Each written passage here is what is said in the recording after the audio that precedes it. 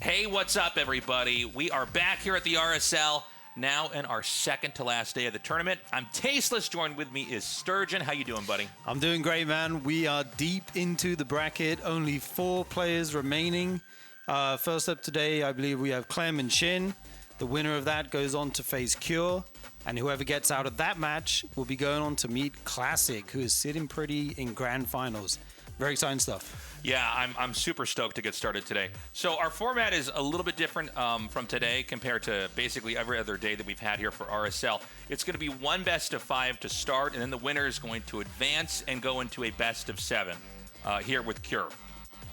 Absolutely. Like we see, we have a TVZ to start the day off today. That is best of 5, as Tasteless mentioned. The winner of that goes on to play Cure. That's going to be a tough opponent for either of these players. Cure in very good form right now. And that will be a best of 7. Whoever wins that will go on to meet Classic, which will be tomorrow. Yeah, we're going to be crowning our very first RSL champion tomorrow. We do hope you join us. Obviously not just for today, but for tomorrow too. It's been such a treat doing this tournament. Also, we're super proud to be sponsored by Archon Studio. It's the official broadcast partner here of Season 1. You got to check out their StarCraft tabletop miniatures game. It's going to be on pre-sale later this year, but they've got a ton of other great stuff on the website. I am fully planning on not just getting the tabletop miniatures game, but a bunch of other stuff from other franchises that I'm in love with on their website. These guys are the premier makers of tabletop miniature games. So because of them, we were able to double the prize pool, which is super exciting. And yeah, I mean, we're just very grateful for their support. The RSL would not be possible without you, person at home. We need you to sign up for the Patreon. Whatever you can give is appreciated. We've got different tiers depending on your generosity. And the higher the tier, the more you get back. We have options as an example here for the $25 a month tier where you can vote on player slots, you can vote on maps. If you go up to Immortal, you can get into the credits. And we're hoping that as time passes, we will accumulate enough that we can have our very first offline event. We're going to be renting one of these large esports studios or arenas out here, staffing it, and you could even come down and watch live StarCraft. Yeah, I mean, sounds awesome. There's also a signed thing there, which I've just seen for the first time, so I don't know when we're signing that, but that looks awesome too. Also, you can head over to the YouTube at Revive SC2. Please check out the YouTube, guys. This is the best way to help the RSL grow, feed into that YouTube algorithm, and really spread the word. Also, you can find us on x.com/ReviveSC2 to follow and keep up with the schedule and all the good stuff. Yeah, and we really want this YouTube to get bigger and bigger. You guys have been great, actually, so far. We've already gained thousands of followers. We just need to get enough activity that it's really in the bloodstream of StarCraft II YouTube content. And then anybody who's watching, you know, your Locos, your Winters, all the big StarCraft YouTubers, we're hoping our videos will be popping up in their viewers' algorithms as well. Anyways, our best of 5 has now started. Clem here in the bottom left and SHIN in the top right. Yeah, these guys did play previously at the Dallas DreamHack this year. And I believe SHIN was able to win that series using a lot of the kind of new style of Roach, Ravager, Infestor, Ultra, since the Banes got nerfed a while back. That seems to be the go-to for Zergs these days. And we'll have to see if SHIN wants to do that. Opening here, pretty standard, just an Overlord. Sometimes he goes hatch before the Overlord, but he hasn't done that this game. He did do that the last time we played, but a little bit of a difference here. So we don't have, you know, we're probably not going to have a lot of action here in this early TVZ here. It feels like a lot of these games have been basically the Terran Teching paired with a command center, a lot of times a third command center, into 8 racks. Absolutely, the 8 racks build is super strong these days. I think we saw Cure put that to good use in his games. Clem, while he can play 8 racks, he can also play a lot of stuff. I remember we had dinner the other day, and Clem was talking about how good the Cyclone builds are these days, making it happen. So I wouldn't be surprised if we saw that or standard TVZ. I think he can really pull out a ton of different aggressive styles. And he can also play, you know, 3cc macro, so I'm curious to see what he'll go for here. Right now we do have this CC going down on the low ground. Zerg has gone for the hatch pool, and we do have a gas as well there, so very normal beginning here. The Reaper will pop out in a moment across the map just to check what's going on. Getting that SCV scout early is nice as well. You can check if these Zerg's taking their third base quick or if they're doing anything funky. But right now it's looking pretty normal. Yeah, everything is looking pretty standard. Now SHIN actually, he's done a couple crazy aggro builds. I've honestly found his play maybe the most interesting of this RSL. And what he's been willing to do and try to bust out here. We've got the first Reaper coming up here, and so far the control is basically perfect. You just need to trade out damage on each of these Zerglings. Looks like he's going to get one kill over there. The Reaper now low enough, he'll have to retreat. And you want to basically keep this Reaper here denying the third hatchery at one of the, basically the only two locations you can send it to. It looks like the drone is going to slip by, and he's going to basically play this zoning game. Now, I think that's enough damage. Yeah, he can't deny the drone from going up there and throwing the hatch down. Yeah, Clem's Reaper, super annoying dude. Such good control. He never misses a beat. If you try and sneak that drone out without having the queen there to kind of ferry it across, it could get picked off. So good job by SHIN not losing that or anything. And we do see 3 CCs going down for Clem. Link speed's going to be on the way here shortly. And he's getting an extra queen. He can start spreading that creep, building up the economy. This Reaper still just poking around, seeing if he can pick off a creep tumor here or there. That's always super annoying for the Zerg to have their creep stifled in the early game. And we do see some Hellions on the way as well. Yeah, so pretty slow start here as time passes. We've got the stim starting. Certainly we're not going to have Clem make any moves on the map until that stim is finally going to be done. So we're really going in the direction of a macro game here, which means once we get into the mid game and things really pick up, it's going to be action-packed the whole time. So we can go big picture for a second here. This map is huge. This is a map that's very different from some of the other maps. You know, when you have congested maps, the pushes are pivotal in that they can end the game if they're effective right away. On a map like this, it feels like maybe, yeah, the fourth base, as it usually is going to be the target. You're going to try to come in there and hit and punish, but it's a bit of a strain on the Terran. If Zerg's going to play the defending game and basically try to just keep growing and extend the game out, the Terran's going to have a tough time. Yeah, absolutely. This is a huge map, as you say. There's lots of bases and also lots of ways for the Zerg to do run-bys, that kind of thing as well. And we do see the Roach Warren and Leia going down here for SHIN. So I'm expecting this to be that kind of Roach Ravager style, adding in 3 or 4, maybe 5 infestors, and then probably going up quickly to Hive to get the Ultralisk. The game they played at DreamHack, SHIN was able to do a Roach Ravager Infestor Ultra timing. I think he hit with like 5 Ultras as he maxed out, and he was able to end the game after like 13 minutes. It was a super sick timing. We'll have to see if he wants to go for something like that in this game. We do have the Armory going down as well, so Hellbats will be available, and Combat Shields is fired up as well here. Yeah, the 2 medevacs about to pop now. We got the 3rd command center landed. Right now, SHIN's creep paving has been really good.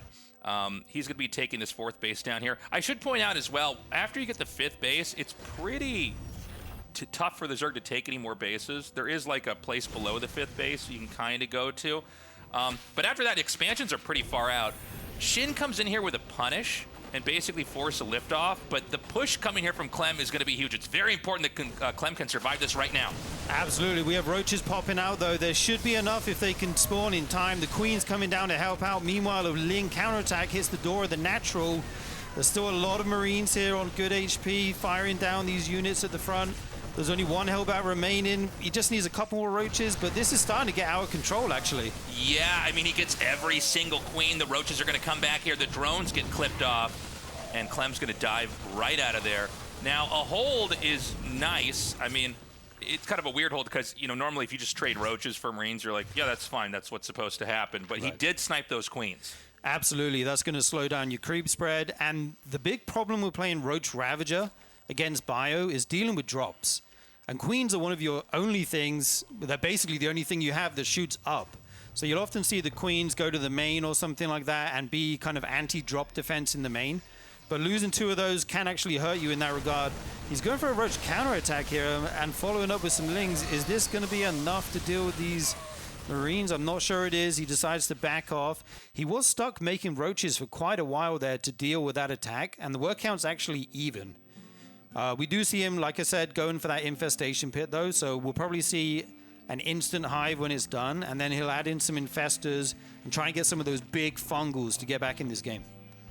Yeah. The Roach Ravager is going to ramp up pretty fast here. They take a lot of supply, and you know, this is one where you're really trying to take the Terran on head on and try to smash his pushes.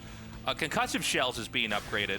I didn't see a ton of Marauders in the army. I know we were talking about Beyond's games the other day, and the fact that he really doesn't like Marauders that much. He tends to not use them. But if you're going to be going against Roach Ravager, I think in order to like swing the tide in your favor, you really do need to have a decent amount of Marauders. Yeah, definitely. They do so much damage to the Roaches, and here's the problem we were talking about just now. The kind of mobility of these medevacs, able to fly between that 4th base and the main, is so annoying for a Zerg to deal with. When you don't have those Hydralisks, you don't have Mutalisks, you just have Roach Ravager on the ground. I like the Spore Crawler that he put in the main. That's going to be a deterrent. And then he also left a bunch of Lings up there. So Clem decides, okay, you know what? You're prepared. I'm just going to back off. I'm going to go to the middle of the map, try and get some creep spread denied maybe. We'll have to see. Dude, Clem's so good at targeting down these. He just targets down one Roach and then picks up and leaves. Like, yeah, thanks for the one Roach. It's an interesting play because I don't feel like a lot of Terrans are doing that. A lot of times you kind of stim A, click in, and you Right. hope for the good pairings. But yeah, he'll trade one Marine for a Roach. I mean, I guess that is value at the end of the day. So for now, Clem's continuing to roam the map. The creep, by the way, I want to emphasize again, Shin's been very good at pushing it out. So it doesn't feel like there's going to be an easy base to push. He just has to kind of push more creep towards that 5th base area. Clem isn't going to attack, I think, for a little bit. He's still accumulating. He wants to get that 2-2 upgrade. That's basically the big power spike where Terran switches from roaming. Oh, never mind, actually. He's going to move out right now. Okay. Yeah, here he goes. He does have 4 tanks. He has a couple mines. That's going to soak up a lot of those Lings. And Ultras are on the way. So we'll have to see if Clem wants to hit before then, or if he wants to sit back and scale up, outscale the Zerg with his upgrades, but it doesn't look like Clem wants to do that. Pushing down the right side here to the 5th, and even the 4th base. Fungal goes down on that bio. It's all going to be caught.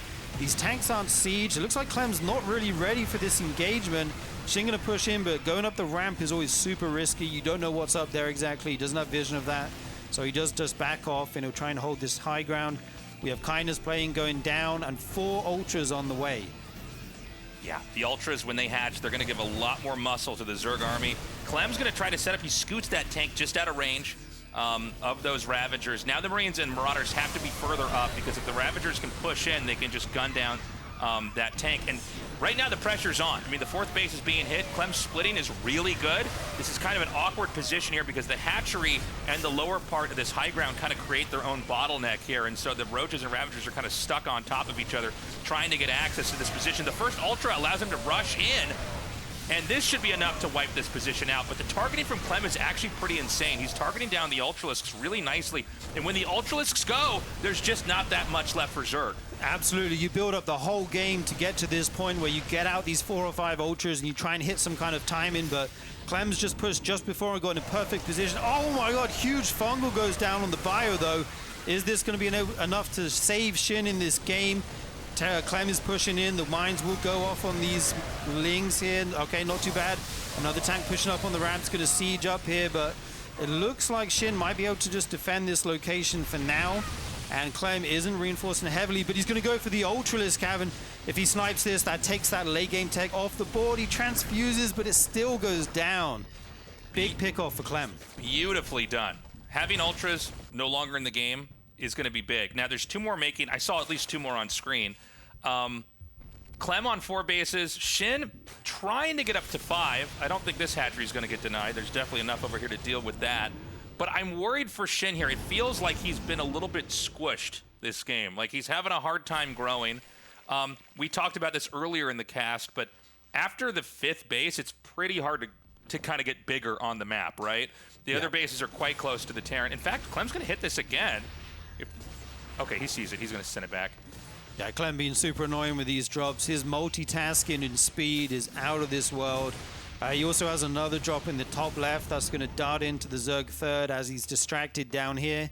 He's even brought a couple mines with this, so you got to be super careful how you engage in. He's just going to target the hatchery down. The drones evacuate. Meanwhile, there's a huge fight down here. Shin's just trying to make it happen with the ultras that he has remaining. He didn't remake the ultra cavern, so this is all the ultras he's got for now. He's pushing in the target firing is beautiful from Clem. Focus in those ultras, but the Banes roll in, so he has to switch to splitting his army. Doing an amazing job so far, but this is still a lot of Zerg. Clem still has that Terran army on the opposite side of the map. He's trying to come home now, and the liberation zones will set up and send Shin home for now. Ultimately, that didn't really get that much done. He's going to wind up for another attack here with the Banelings. The splitting is pretty... Actually, I guess the Banelings are going to connect and actually do some serious damage, but you know, behind this, it seems like Clem is still so big. He's still got so much momentum. This army's going to thin out, but you know, as we're saying this, Clem is taking his 5th base, so it's kind of a weird situation. You see the Zerg winning the fights, but not accomplishing anything as the fights are won. It's like the Zerg barely has to back off. So Terran basically keeps all their SCVs. They keep taking bases, and I feel like, yeah, momentum's going to just build here from Clem. Oh, absolutely, there it is, GG. yeah, He taps out. Down a base, no more ultras on the way. He didn't remake the cavern for a while. And Clem had 3-3 on the way as well. That Marine Marauder buyable just scaling like crazy. The Widow Mine's getting big value. Clem played that excellently. Yeah, I mean, it was impressive.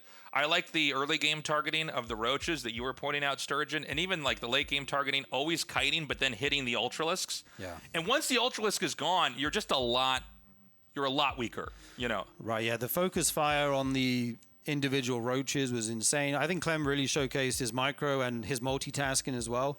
While that big fight was going down, he still managed to stim in the fireball he had in the top left, and I think taking the Zerg down to 4 bases was kind of the nail in the coffin in that game. Because as a Terran, if you're up a base on the Zerg, you're doing something very right. Yeah. No, it's never an even game if at TVZ you're even on bases. Like the Zerg is always supposed to be ahead. It was all the way back into the, you know, first year of StarCraft I. It became apparent very quickly. Like the way the game actually works is Zerg, just like the lore, is always supposed to be kind of Zergy and swarmy and growing on the map. So we're going to go into game number 2. Right now, Clem with a 1-0 lead here versus SHIN. Although SHIN putting up a great fight, I think he's got a real shot at taking this. But it does seem like the fundamentals for Clem are just a little bit better here. Yeah, he's insane. I mean, I think SHIN is definitely capable of making a comeback in this series. Like I said, he did beat him earlier this year. And I feel like SHIN's one of the kind of, not pioneers, but one of the guys who's playing this Roach Ravager Infestor Ultra style at the highest level. We've seen players like Serral, you know, fall to Clem last year playing Roach Ravager and stuff, but SHIN is one of these guys who's really making it work. He was able to take out Bjorn with it earlier in the lower bracket, I believe. So yeah, I really like kind of the style he's playing. I think it's good right now. But yeah, Clem just looked too good in that first game. Yeah, I mean, Clem just... He's so good. I mean, obviously, this is kind of what Terran is, but the pushes, the kiting, knowing when to drop versus when to kind of keep everything together and be that wrecking ball on the map. SHIN, you know, it's funny. I mentioned this in the last game, but I can't help but go back to it. He was winning the fights, but the way the fights were won at times, he never got to take advantage of it. A lot of times you win a fight, and then the Terran starts to lose SCVs, and the command center lifts off. Or, you know, there's like a big depot wall, and then the depot wall gets killed, and there's a supply block. In that game, it's like SHIN would barely win the fight, and then it's like, well, there's a couple more Marauders that are going to show up, and then he just has to leave. So he's trading out his army for more army while not denying SCVs, while not denying expansions, while not even killing tech or depots or anything like that. Absolutely. I just want to talk about SHIN's build here really quick, because he's done something very interesting. He went for the hatch before the Overlord. And you do the extractor trick, you get the 15 hatch, and then you take your pull, but you delay the gas until the 19th drone. And I think what this means is he's going to skip the Lings, and getting that 15 pull allowed you to get the Queens out in time to deal with the Reaper. So what I'm expecting to see here is he's going to go 2 Queens, he's not going to make any Lings, and then he's going to make the 3rd and 4th Queen right away. And getting that gas later is going to give him a really good kind of mineral boost. It's going to give him a really good economy. And from there, I think he'll go into the Roach Infestor Ultra play again. But this is a little bit of a variation without the Lings. And so we do see the Reaper coming in. And that 15 pull, like I was saying, lets you get the Queen out in time. But you do have a little moment where the Reaper can annoy the drones. forced them to build a Spore Crawler. But yeah, SHIN's micro is good. He saves the drone. And once this third queen finishes in the main, I'm expecting to see the Leia kind of around 315, then throw down the Roach Warren, another 3 gases, and go into a strong mid game. So that Reaper is going to come through here. I don't know that he can get out that easily because there's going to be a queen here. Never mind, it will actually slip out. But no denial on that third hatchery. Momentum looking very good here for SHIN. He's going to have like a healthy tempo so far in this game. We've got Ling speed beat upgraded. Oh, Ling speed, okay. Yeah. I thought this would be straight to Roaches without any Lings, but yeah, getting the Ling speed this late is pretty interesting. If this was a Hellion build, I think you wouldn't have it quite in time for the first couple, but he's still going to go for these Lings, so yeah, he will have the Ling speed eventually. Gets his third base down, not the quickest, but he does have these 2 queens out the front, which is super nice. You can get that creep spread going ASAP. Yeah, for now, Terran is just going to be focused on trying to tech up. A lot of the same ideas here that we saw in the last game. We're still waiting to see if it's going to be a third command center for now. Oh, he's making 12 Lings right now? Oh, yeah, he's actually going to attack in. Okay. Okay, if he keeps making... Okay, I was going to say, if he makes any more Lings, this is going to be aggression. So I've seen him do this before, where he'll send like maybe 20 Lings or so down kind of one side of the map, try and get in behind whatever the Terran has and get in the natural and do some damage. It's not a Hellion opener this game, though. It is going to be these Marines coming out with the Banshee. So it's all about if Clem sees this. The Reaper is doing a good job of scouting here. Where are those Lings? Are they just hanging back? Yeah, I'm not sure where they are exactly. Yeah, he made quite a few, and I'm not seeing him do anything with them right now. Maybe he just wants to be safe at home. We'll have to see. The Roach Warrior is going down behind it, so we'll have that Roach Ravager mid-game transition. I had the same thoughts as you, Sturgeon. I thought that the Lings were going to try to run down here and maybe do some damage. Creep Tumor denied. He's going to send these Lings out. It looks like this is really not to do anything sneaky. I thought he was going to come and try to surround that Reaper, but he backs up again. Yeah, like normally you want to make your army as late as possible, right? Right. So he made the Lings and then goes back to drone in, but there weren't any Hellions or anything coming across the map to harass him, so I'm not sure what he read there.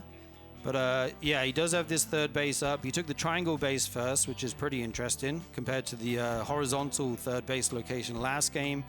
And looking to take a fourth. Okay, he just changes his mind. He sends that drone home. Yeah, I guess it looks like it's going back to the minerals. Either that or he wants to take the 4th base at the 3 o'clock spot on the map. The Banshee's going to cloak now and try to come in. The Lings do finally finish off that Reaper, so no more Reapers for the rest of this game. And I don't see an Overseer. In fact, he starts one right there. So this is bad, dude. He did not see the Banshees coming at all. 2 Banshees can easily one-shot a drone. The Spore's going to come up over here. Yeah, I mean, 7 drones going down already. Dude, for a second, I literally couldn't see the Banshees. I was like, I'm insane. They're invisible. They're invisible. They're invisible to the casters, too. He's killed 14 drones. Yeah, huge damage here for Clem. This is insane. I mean, just missing the timing on that Spore Crawler slightly. I think he had one going up at another base. But Clem found the sweet spot where there was no detection, even though there was a bunch of queens there, and able to just pick off an insane amount of drones, honestly. He must be feeling very good about his position here, throwing down all these extra racks. Stim on the way, 1-1, even getting a bunker, going to be able to get nice and safe here. And keeping these Banshees alive is super important as well because it helps you deal with run-bys a lot. 100%. And I love that he sends the Banshees back to promptly kill off the Overlord that's spotting. Then he picks up and starts to roam. I really feel like Clem is right now playing like the perfect game. Yeah, dude, he's looking very good in this game, number 2 here. He's actually a bit ahead in supply as well. Going to start to clear out some of the creep at the front here. That's always nice to deny that. Going to push in, see if he can target down some units and pick up. Clem known for getting his... I mean, look, he just kills a bunch of Lings, picks up and gets out. No overextension. And he'll keep doing this. He'll keep trying to find damage with these 2 medevacs. Yeah. Just keeping the creep oppressed is a good idea. If you can go for anything further, definitely do it. It's going to be I was going to say there has to be a 4th medevac, right? There's a 3rd one. So there it is. It shows up a little bit later. And we're still in that roaming phase. The 3 infestors coming up here. we saw this. Was it SHIN that did this in one of the other games? Sometimes at these games, it's like a giant Yeah, soup in SHIN my plays brain. this style a lot, Yeah. So the idea is you can actually just, oh my God, the targeting's so good. Oh, dude, he morphs the roaches into Ravagers so the Marines do less DPS and aren't able to pick them off. Super sick move there. Yeah, I really like that. But, you know, it's one of these things where, oh my God, I totally lost my train of thought. I was going to say, oh, yeah, this Infestor play is so good. If you can get a fungal off here and just catch this, you're going to wipe out everything. So Terran has to be very careful. Absolutely. If you clump up all your bio in a big ball and those fungals go down, it can be game-ending, honestly. So yeah, you have to be super careful here as Clem. He did see the Infestors, so I think he knows exactly what he's up against here. The Hive is finishing up, so the Ultras will be coming out again, I presume. And 3 more Spores going down for SHIN. That's going to help a lot with the drop play. If he tries to, you know, fly Medivacs around his bases, obviously as Roach Ravager Link doesn't shoot up. We see Adrenal on the way, Ultra Cabin going down, now switching into the melee upgrades to complement. Oh no, he cancels the melee and goes for armor instead. Okay, I guess he'll get the melee upgrade after the ranged here. That's kind of a funny... Yeah, I guess you're right. It's going to be kind of a funny layout here as far as the ordering of upgrades. He's going to just send the Banshees in here. It looks like they weren't quite close enough to just one-shot that drone. So that drone is bruised and will stay alive. The 5th base is here in the top left, and Terran is moving in that direction. So we are getting close to where the action really kicks off here. Yeah, and I think Clem has got SHIN styled down because he's going to make this push again right before the Ultras come out. I feel like he's got to be so careful here if these fungals go down. It could be huge. Oh my God, decent fungals, doesn't get everything. The tanks do siege. He's going to keep pushing in here as there's no creep. Try to get a good position with these siege tanks. You know, it's one of these things, when you get the fungal off, you have to then finish them off. Right? A fungal with damage, it's like, well, that's not actually that much of a big deal, right? These things can heal up, and that's kind of what happens. So we have the 5th base denied, and Clem is going to roll right up here to the front. His splitting has actually been very good. Yeah, he's preempting these fungals coming out way before the fight even happens. He's actually taking a 5th base behind this, so denying that Zerg 5th is going to put him really far ahead, as long as he doesn't die soon. Got to be careful here, moving on to creep. He's actually being very ballsy here. Like, that squad of Marauders goes forward and picks off 2. No, just the 1 Infestor, I believe. He's still chasing them down. These units are so expensive. You do not want to be losing these. Yeah, I mean, this is a lot of damage. The Ultras are here in the nick of time, but, I mean, you know, it's a pretty ugly trade here. I mean, he takes the Ultra out again. There's still a tank. It's still, I mean, it's still, you know, it's funny. Leave. Zerg will beat this, but at what cost? Yeah. That's what's most important about this, is not does Zerg survive or not, but, like, what about attack number 2 here? Yeah, I mean, I think as SHIN, like, you're already in a really bad position here. Clem's macro back home is insane. Making 3 Marauders at once, 2 Liberators coming out at a time. That Banshee finally going down after 10 minutes. Even some mines at the front. Okay, good. A nice little run by here. But it looks like Clem has enough at home. The Marines are stemming in here, trying to pick off what they can. Good focus fire on that Ultralisk. And the next one. Oh, Clem's target firing is so good here, dude. Okay, he might just get the killing blow off here. There's just not enough of anything. The Queen's the final defense here. Never a good sign. And that's going to be a GG. Clem taking game 2, potentially bringing us to a 3-0 here. Just, I'm kind of getting that vibe right now. I'm getting that. That's what it feels like. That feel. Yeah, I'm looking at this play style and I'm like, oh my God, he's so good. I don't know if there's anything SHIN can do to stop this right now. Yeah, sometimes Clem shows up, and you know, players have a wide range of form that they can play in, right? And when you've got someone like Clem, when he shows up and shows his best play, which I think is what we're looking at here today, he's near unstoppable. Yeah, I mean, he looks really, really perfect, honestly. I'm kind of going back to the Esports World Cup last year and watching how well he played, and I'm like, you know, there's no critiques I have, that's for sure. Yeah, SHIN, he tried. He just wasn't able to trade that effectively. Guys, if you haven't gotten any of our merch yet, you're just out of style. That's what's going on. That whatever silly stuff you're wearing right now, cut it out, guys. Get a hoodie, get a mug, get a t-shirt. Imagine having your morning coffee while watching RSL. Dude. Or imagine it's late night and you're having some whiskey in the RSL mug. Ooh, whiskey in the mug? In the mug, yeah. In the mug? Hey, man. you know, no, there's no rules about this. An RSL mug of all mugs, man. Just consider it, guys. You get 20% off if you're a Patreon supporter. We've got a bunch of other great stuff on there, too. And I think we're going to be going to a break here, guys. Short little break, and when we come back, we're going to continue on with this best of 5.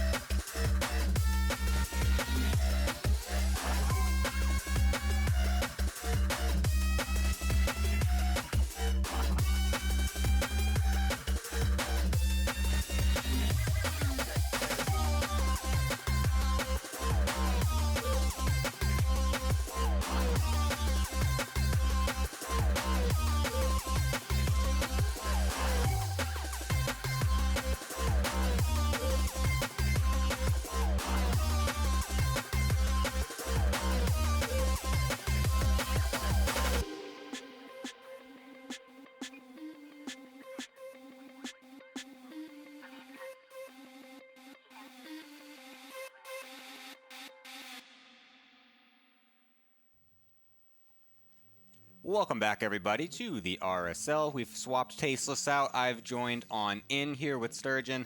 So I'm ready to do some more awesome casting for this excellent series. And also, by the way, we have a giveaway for some RSL merch going on in the chat right now. So if you're watching live in Twitch chat, you can do !enter, ENTER, and you can potentially win some of those super cool things that we were showing just before.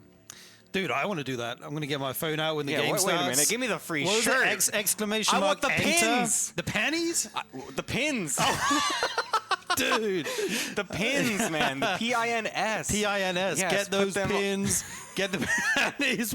Whatever else is there. I don't know what's available. God. The bot will tell you guys how to do it. Definitely worth entering. I don't know what you want, man, but yeah, for sure. Yeah, go ahead, enter that.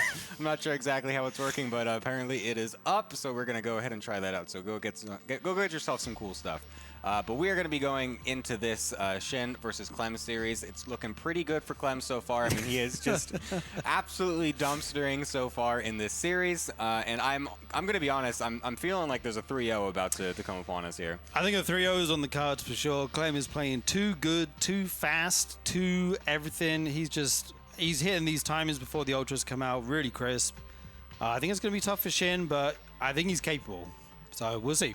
I wonder if he switches anything up. I mean, a lot of the Zergs have been going for this fast Ultra Infestor style in the last, I don't know, this tournament, last tournament, and Dallas as well. So I feel like, I don't know if SHIN's going to try something different. I mean, obviously nowadays it's a bit hard to go for, the Ling Bane Muta style. I mean, the Ling Hydra Lurker stuff also has been kind of figured out a little bit. So yeah, we'll see if SHIN wants to switch anything up or if he just wants to maybe adjust a few things here and there to try and make this work. But Clem is looking excellent. Absolutely. I like that you brought up the Lurkers. I think that style is kind of interesting. SHIN does really seem to favor the Infestor Ultra builds. I saw him play that basically every game the last time he played Clem. So I would be surprised if he deviates, but I think if you're going to, then this is the game to try it, right? You're already 2-0 down. You tried the Roach Infestor Ultra twice. The early game was okay. Like, the second game, to be fair, he did lose 14 drones. That was a bit of a train wreck. True. But game one, he didn't lose too much in the early game or anything, and it kind of fell flat.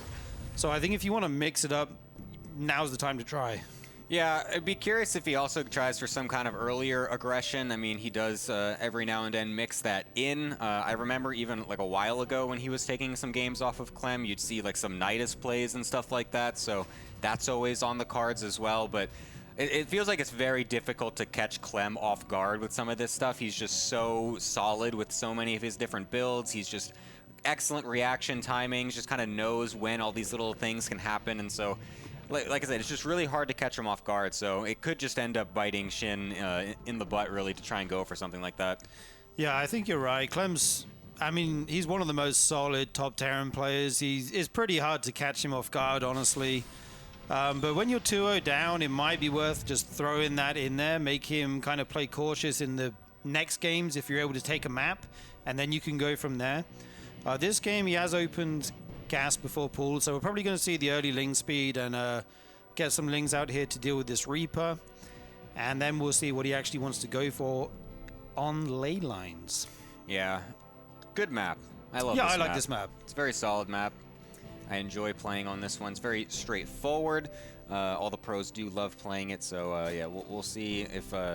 you said it's probably going to be early Ling speed because we are still mining a lot of gas there as SHIN, so I'm curious if he's going to be like afterwards rushing into lair or anything like that.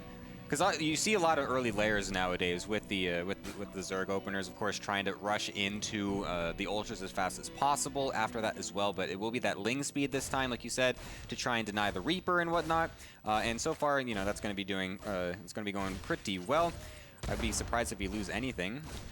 Yeah, he might lose that one Ling. Okay, one Ling does go down. That's a little bit annoying, but not the end of the world. SHIN will be just fine. We do see that third CC going down super fast, 243 back at home. The factory is finishing up here. And actually going to deny the drone. This is super annoying to have the third base delayed here for SHIN. Look at him dancing in and out. Doesn't want to take any queen hits. Okay, he does get it down finally. I wonder if Clem's also going to throw out one of those battle mech openers as well. He did it versus Raynor, and it was very successful, and I love the way he did it. Doesn't look like he's going to this time, going for the starport, but I did like how he did it, going for like a lot of Hellions before the Cyclone switch. Made it very difficult to kind of tell what was happening, and came out of weird timing there for Raynor, but looks like he'll just be staying with what he's been doing so far. Likely going to be going into some Cloak Banshees. He could also go into a Liberator. He also tried that versus Raynor as well to some pretty decent success, so we'll see what he wants to go for, but the options are there for Clem, and I feel like he's going to be confident and feeling good about whichever one he wants to choose. Yeah, absolutely. Clem's so good with all the different air units harassing. Well, like I said, we saw 14 drones go down last time, although that was kind of SHIN being unprepared. If that does come, okay, it is going to be a Banshee again. And is that a... Ooh. Oh, okay, hang on a minute. Like he changes to the Liberator and the Interference. Like is that a fake? Yes. A fake cloak? Yeah, he's faking it so hard because it did so much damage last game. So yeah, he's just going to make the Liberator. Like I said, he did that before as well, and he's just faking the cloak with the Raven upgrade, as it obviously costs less than cloak, so it messes your build up a little bit less. And so that information is noted by SHIN. Will he overreact to it is the question. Will he be unprepared for the Liberator? I feel like you kind of respond in a similar way like you would versus Banshee, since it's still an air unit that's going to be harassing you, but basically it's just a thing that'll kind of help to optimize Clem's build a little bit while still going for this early aggression. Yeah, absolutely. You're going to make Spore Crawlers either way, whether it's a Banshee or a Liberator. The timing can differ slightly, and maybe you want to go for a bit of a faster layer if you're against Banshees to get that detection, so you're not losing drones that are, transferring from one base to another.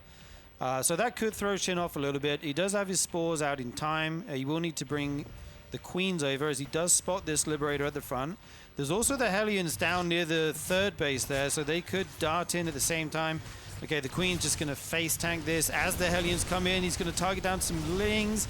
Able to get some pretty good shots off so far. Some Lings ran away for no reason there, and actually the whole pack goes down. Suddenly this is looking like a disaster here for SHIN. Yeah, those Queens also getting killed by the Liberator. I think like 2 or more got killed there, and now we're even able to go onto some drones with these Hellions. 3 of them go down, but a lot of Lings were suicided as well to deal with that. 20 in total, 2 Queens, a couple drones.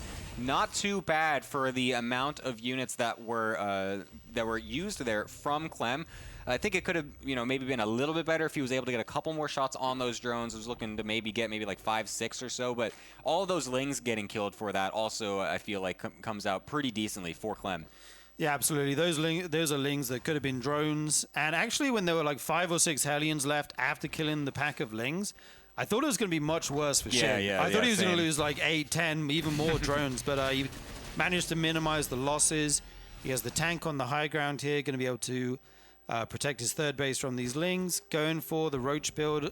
He's actually still making Lings here, but he is going for the range upgrade, so we'll probably see him pivot into Roach Ravager at some point in the future. And he has his 4th base on the way.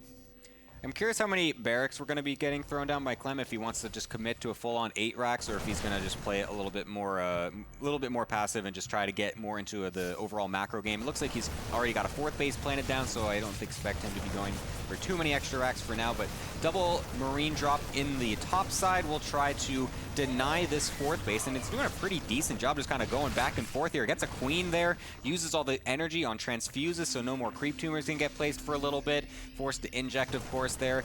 And even all of this is happening without combat shields finished or 1-1, so this much damage with just these 2 medevacs is pretty good, and once these upgrades finish, Clem is going to be feeling very nice to continue this aggression. Yeah, absolutely. That's the key for Terran when you're playing against Roach Ravager, Ling. You want to get your upgrades going as fast as you can. Outscale the damage with your Bio Ball. He's going for those concussive shells, and we see him adding in Marauders 2 at a time here. Like you brought up before, his 4th base is nice and quick here, so I think Clem's setting up for a really strong economic late game. This tank might do a little bit of friendly fire here, but not too many SCVs going to go down. And SHIN will just get out of here. This little force of Marines still here.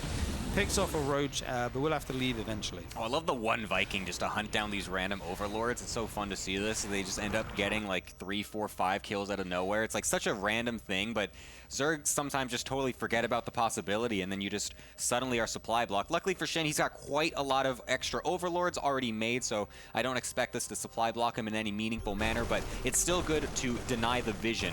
You always want to try to get as much vision denial as the Terran player. You can see him constantly going around scanning for the creep tumors as per usual, and so getting those couple extra overlords on the sides are also a great way to limit that. Absolutely, and once you take the Zerg's vision via overlords, it opens up the whole world for you with drop play. You're able to run in your medevac, the Zerg can't see them coming, isn't able to have units there in advance, and the drops can do a lot more damage. These Marines still be annoying. We finally see a big force of Clem coming across the map. The mines are not burrowed. He doesn't burrow them. Very brave of Clem. Going to push here onto the creep. Right now, the Ultra Cavern is just under halfway done, so Clem has a pretty big window here to do some damage. Yeah, the Infestors are going to have to pull some heavy weight here if he wants to actually keep some of these bases alive. One of them already forced to cancel. Massive run by getting sent across the map to try and do some economic damage, and also just to buy more time for more of those Infestors and the Ultras to start to kick in. But that one tank on that high ground position continues to do great, along with a lot of that bio reinforcements and a PF. SHIN trying to go everywhere, but being met with resistance every single which way. Yeah, even though he didn't get economic damage, the really good thing here for SHIN is that it's bought him some time. So he will be able to get his... Oh my god, that fungal was massive! The whole bio ball in the red here. A lot of it goes down. These units are so weak right now. Clem might have to back up here. And I think SHIN might have... SHIN! Fusion! Yeah. I think he might have a time in here if he can get 4 or 5 Ultras out with the Infestors. Oh, this base gets denied again. That's so good for Clem. No, that fungal setup in the middle was a godsend for SHIN. I think he was about to get just rolled over. Like, the amount of time bought was barely not enough. The Ultra's not out, but those two fungals are just perfect for SHIN, really buying him that extra time. And you can see how... No, I'm doing it. SHIN, Clem is forced to kind of just pause a little bit once that happened.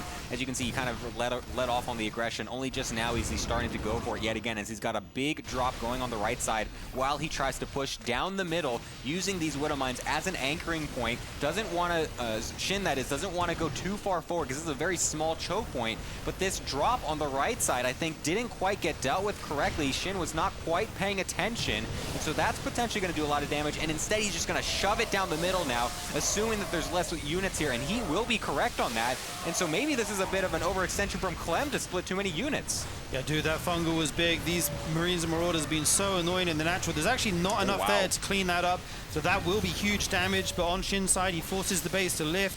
He's killing SCVs. He's pushing in here. He does have a slight army supply advantage. I'm not sure if it's enough to end the game, especially, I think that was the last Ultra that's at the front here going down. Clem is hanging on here. Yeah, he's actually going to be able to defend against this. He was able to keep that command center alive, canceling the PF and lifting it, so that'll be good for now to retake as well. The bio in the medevacs on the right side still not quite dealt with, so this is going to be still annoying. SHIN has to continually keep tabs on where these bio units are just dropping left and right. He wanted to get that Infestor. You saw that. Like, he moved a little bit. He's like, oh, can I get that? No, he's not going to try for it. He will keep those alive for now. Just runs down the middle as well to try and snipe this hatchery before SHIN can react, and he will actually get it in time. The units were not quite in position. Is he able to get on home is the next question, and it looks like he will with the constant drops on the right side, still trying to get this hatchery. It's so close. Clem's multitasking is insane as he's just trying to keep everything alive and every part of the map. Absolutely, that fight went really well for Clem as well. The mines got great hits on the Zerglings. He focused fire down some Ultras. That drop still being a nuisance there, even though there's a spore. Okay, finally it's going to get dealt. No, my bad. In comes the medevac. How dare you expect those to die? I thought they were alone finally, but no, the medevac was just chilling in the airspace. It does pick them up and get out of there. And Clem just targeting down these Ultras so well. He rarely hits Zerglings. His target firing is so good. And there's a big mine shot there in the middle. SHIN needs a miracle here. He needs a big fungal or something to get him in this game, because right now Clem is running wild. That hatchery will stay alive. That's key. Keeps his economy online, maybe down on 5% HP. Oh, picks off the Infestor. And oh my god, look at these liberation zones as well. This is a lot of Terran here right now. He's pushing through with the Ultras. Corrosive Biles trying to go down. I'm not sure where they even hit. And SHIN's actually got a lot of army here, but the bio is standing strong. I'm not sure if he has 3-3 yet. It must be close. Oh, just misses the. It like went in between the two Liberators so there. unlucky. He tried to split the damage a little bit to try and get off on both of the Liberators, but unfortunately missing all of them. So that means all of the Ravager bios were wasted on them, not going onto the bio. The bio allowed to just run free with the rest of the Ravagers after the Ultras and Infestors died. Liberators doing a great job of killing, but also distracting SHIN in these engagements. And you can see the supply differential now really starting to hit here for Clem, as Liberators are even being sent off for harassment damage. And Clem setting up this forward position is going to be feeling very nice to use this as a leveraging point for the rest of his attacks as he tries to close out this game. Yeah, if you are a soldier in Clem's army, you rarely have an easy day as he pushed those units all the way down to the red HP with continuous stims, but the pressure was too much. I think that drop on the right side got so much damage and value over time, and eventually he's able to just, you know, boom ahead in supply and have a huge army, and SHIN has to tap out for a quick 3-0 in our first set of the day. Yeah, pretty dominant from Clem, but to be honest, did we expect anything less? He was even doing very well against Raynor when he was sick the other day as well. He had mentioned that he was sick that day when he just casually 3-1'd Raynor. So yeah, now he's here. Yeah, as you do, as the best Terran in the world apparently. So yeah, very good for him. He's looking pretty strong. He's going to be going against Cure next in our next match, which will be a best of 7. The question is, of course, though, what race is he going to play? Is he going to actually play a TVT, or will he commit to a PVT? That's, I guess, what we're going to have to wonder. We have confirmation from production. Clem will be playing Protoss, Gemini. Now that makes my Protoss heart very happy to know that I'm not going to cast a TVT. But regardless, no, I still love watching Clem play Protoss, of course. So it's going to be very interesting. I'm curious to see if he's actually going to be able to, you know, sweep Cure off of his feet there with a little switch up of the race. Yeah, do you think we'll be seeing some storms in these games, perhaps, Gemini? Oh, I believe we're going to be seeing a lot of those, A lot of I would not storms. be surprised whatsoever. So yeah, I believe we're going to be going to a break on this one as well. So we will be back in just a little bit to see that lower bracket final best of 7 between Cure and Clem.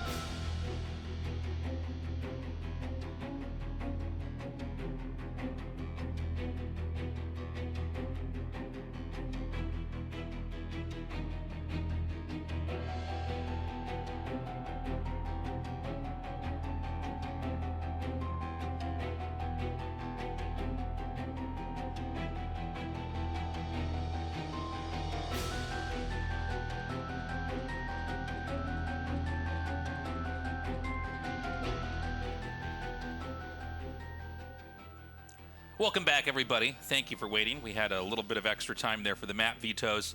It's going to be Clem versus Cure.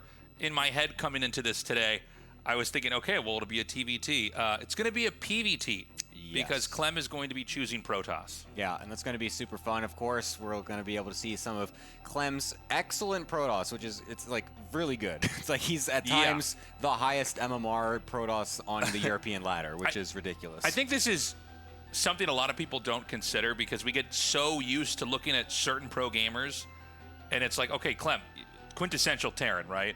It's like him, Morrow, and a few other guys. Yeah. You look at Zerg, it's like, man, it's Rogue, it's Raynor, it's that you forget that some of these guys can actually play the other races at the highest level too. Not all pro gamers, by the way. Mm-hmm. Yeah, there's like a couple of them that are just god gamers of whatever they want to do. And yeah, for some reason, Clem is one of those players and is just insanely good. If you want any context on this, by the way, specifically against Cure, ever since Clem has, basically since December last year, he's always played Protoss against Cure in any tournament he's played.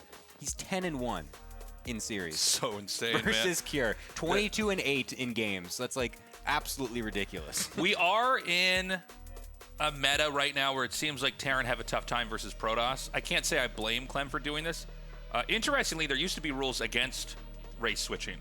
But I guess in the current tournament environment, it's like, okay, I guess it's going to be permissible here. We certainly don't have any rules against it in RSL. So this is kind of a plot twist in the tournament. And now I'm way more confident that Clem is going to win just because he's so good at this matchup. Before, I'm like, TVT, who knows, man? I mean, Cure's looking very strong. Yeah. We're going to go into that game now. This is a best of 7, by the way. We are done with best of 5s. And the winner of this will be playing in tomorrow's finals. Just so that we're all clear on where we're at. You do not want to miss tomorrow's finals. It's going to be great.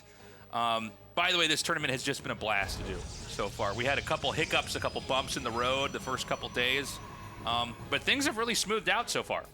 Yeah, it's been great. Been a total blast to enjoy casting everything. It's been super fun. Plenty of great games, awesome players. And so, yeah, this is the losers final. Going to be going and eliminating our third place player here, and then going the other player, of course, going into that grand finals, like you said, against Classic tomorrow. Will be awesome to see as well. So for now, we'll be doing this nice Clem versus Cure match. Again, Clem playing Protoss will be a little bit confusing for a second here as well, to remember that he is, in fact, playing Protoss and not a TVT. But regardless, I'm very curious to see what his style is going to be, as Cure actually looks like he might be doing an eBay block to start, where that's what this little SCV is going around, I'm imagining. Excuse me. Yeah, he's going to go for the eBay block and try to lock out a quick Nexus play. This is going to be, at least for now, uncontested.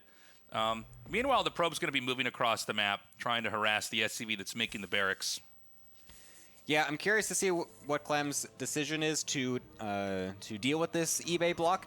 He's only just going to scout it just now, so a little bit late, unfortunately. It looks like Cure actually didn't even try to let it finish very much. I like what he's doing, though, because a lot of times Protoss players will just go and take the third base after they see the eBay block, and so he's going and trying to deny that, but Clem's just like, nah, whatever, I'm just going to go to the other third base, and Cure didn't quite expect that, unfortunately, so that will actually go down over there.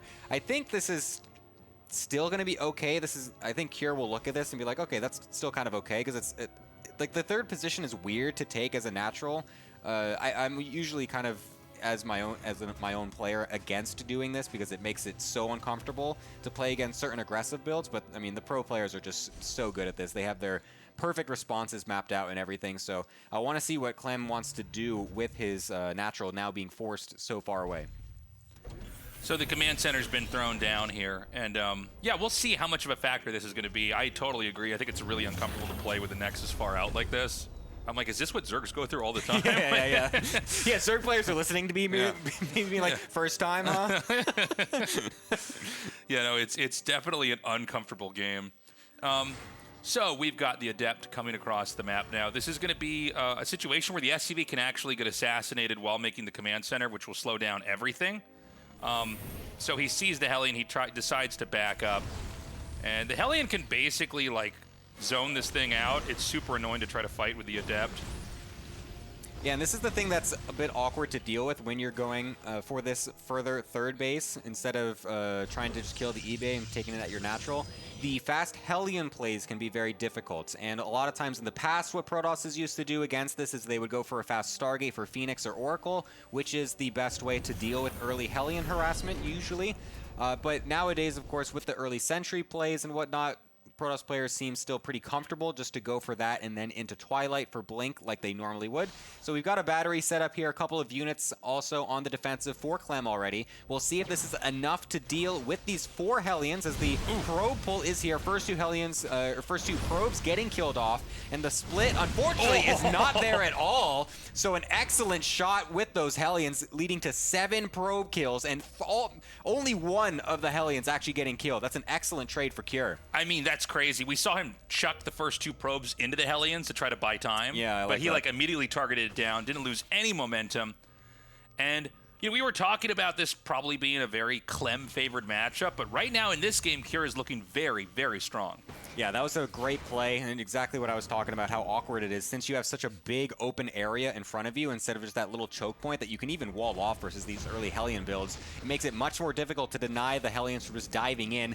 Thankfully, some of these Hellions were pretty low HP, so we were able to kill one of them, and even a probe getting an assist kill over there as well. We'll be able to kill one of the Hellions and deny any further probe damage. So those will get killed off. Don't kill your own Yeah, Twilight I saw him Council attacking there, his Clem. Twilight Council. That was weird. Even the pros make mistakes. Nice. I'm not the only one. So this is going to be a 2-base push. I mean, this all makes sense. We were talking about how awkward it is to try to play when your second base is where your third base normally is because your natural expansion was denied.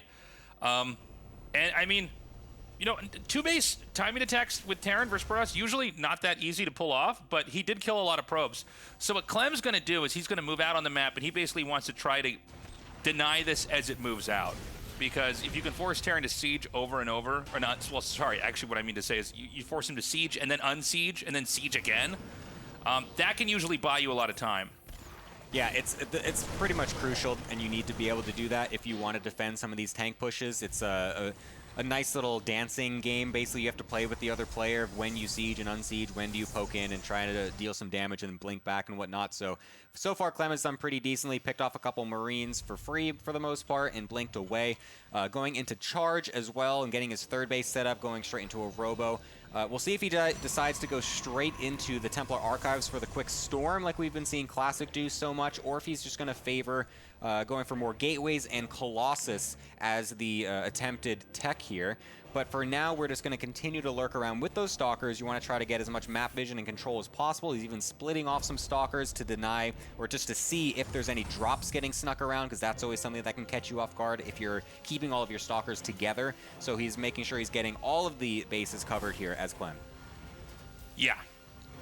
Cure is still sitting back. He's still powering up. I actually kind of imagined this would be like a quicker timing, but I guess not. He's going to really gear up for a pretty powerful later attack here. Zealot Charge is going to come into play. Now, when you do these later 2-base timing pushes, counterattacks, or like if you fly a War Prism in their main, that can like really mess things up.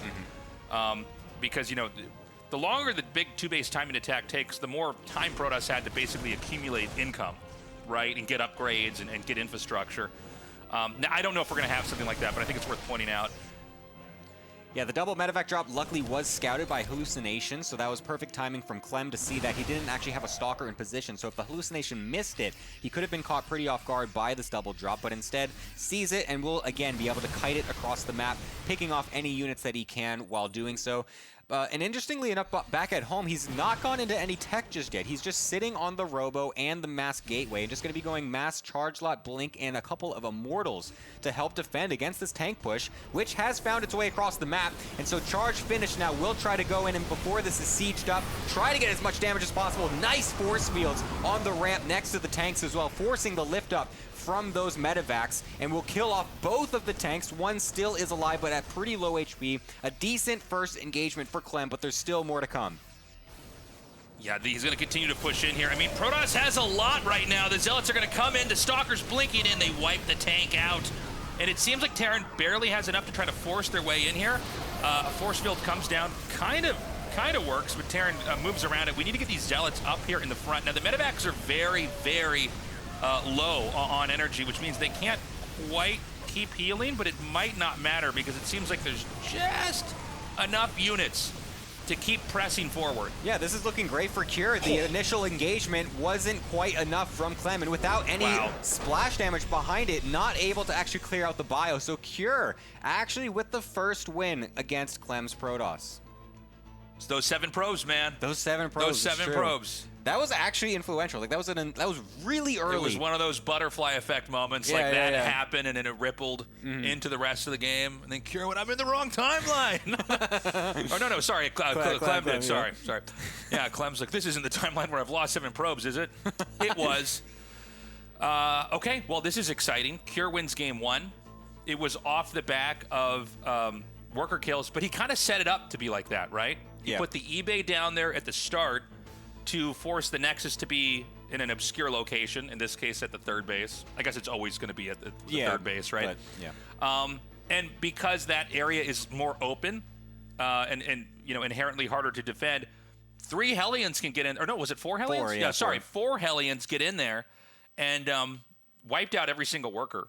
And, you know, it's funny, sometimes you'll see, like, we cast so many PVZs for, like, the Oracle Zaps. Like 3 drones or 4 drones, and it's like, do I even mention this because this happens so often? That was a game where absolutely the end was caused by, you know, the few tiny little things that happened early on. So very cool to see. We're going to go into game 2 now and see if Cure can keep the ball rolling or if that was a fluke and Clem is truly, with his Protoss, worthy of moving on to the finals. Yeah, I want to see maybe the similar thing from Cure, just again, because I want to see what Clem's response continues to be. I like to see how some of these top Protosses and even a Terran player that knows the ins and outs of Terran as well, playing as Protoss, how do they deal with these NG Bay blocks? How do they deal with, you know, 2-Rex Marauder, stuff like that, these little early weird tricky plays? So I want to see something similar from Cure. It worked so well the first time, so maybe don't fix what's not broken yet, and so he might try to go that for again, but it doesn't look like he's actually sent an early SCV out, so won't be doing it this game. Perhaps we'll do it the next, we'll see, but regardless, I want to I'm just like so curious what Clem ends up going for, because that wasn't really, obviously he lost a lot of probes earlier on because of the Hellions or whatever, but not going into the fast storm like Classic has been going, not, you know, just not even trying to go into Colossus either. Just didn't really seem to work out. He just didn't have the units necessary. He didn't have the burst DPS. Yeah. Even though he got a pretty cool and nice engagement on that ramp with the force fields and everything, but it just didn't really, he just didn't have enough. Do we know what is going to happen if Clem wins this? Does he go back to Terran? Against versus Classic? Yeah, definitely. I don't think he's going to play a PvP. What if he plays Protoss and then Classic's like, fine, well, I'm playing Zerg. It's like, this is the worst finals ever, guys. I'm playing random. Yeah, I'll never forget the RSL where they both went off race and the game sucked. Yeah, I would expect him to play Terran there. I don't think he wants to play a PvP against Classic. It does kind of feel like we're in the era of Protoss domination, which I gotta say I'm kind of excited about. Protoss have been losing for a long time. Give us our Despite time. all the Zerg champions complaining about it, I'm like, well, don't you guys win everything? Like, they're like, no, but in my head, it's actually like this. I'm like, yeah, but why do these tournaments matter then? What about these laboratories we see called tournaments where we run these experiments to see who wins and with what? Oh man, give Protoss their time to shine. Yeah, Let's get our tournaments. Finally, man. They're the alien race. They were supposed to be the strongest. Exactly, okay, they have the most. They have the best technology. We can literally annihilate planets like we're the Death Star. Didn't or whatever. you see Independence Day? And you see what these guys are capable of? Yeah, those were just a bunch of Colossi. Those are Protosses. That was the only alien movie where there was no Zerg. Yeah. It was humans versus Protoss.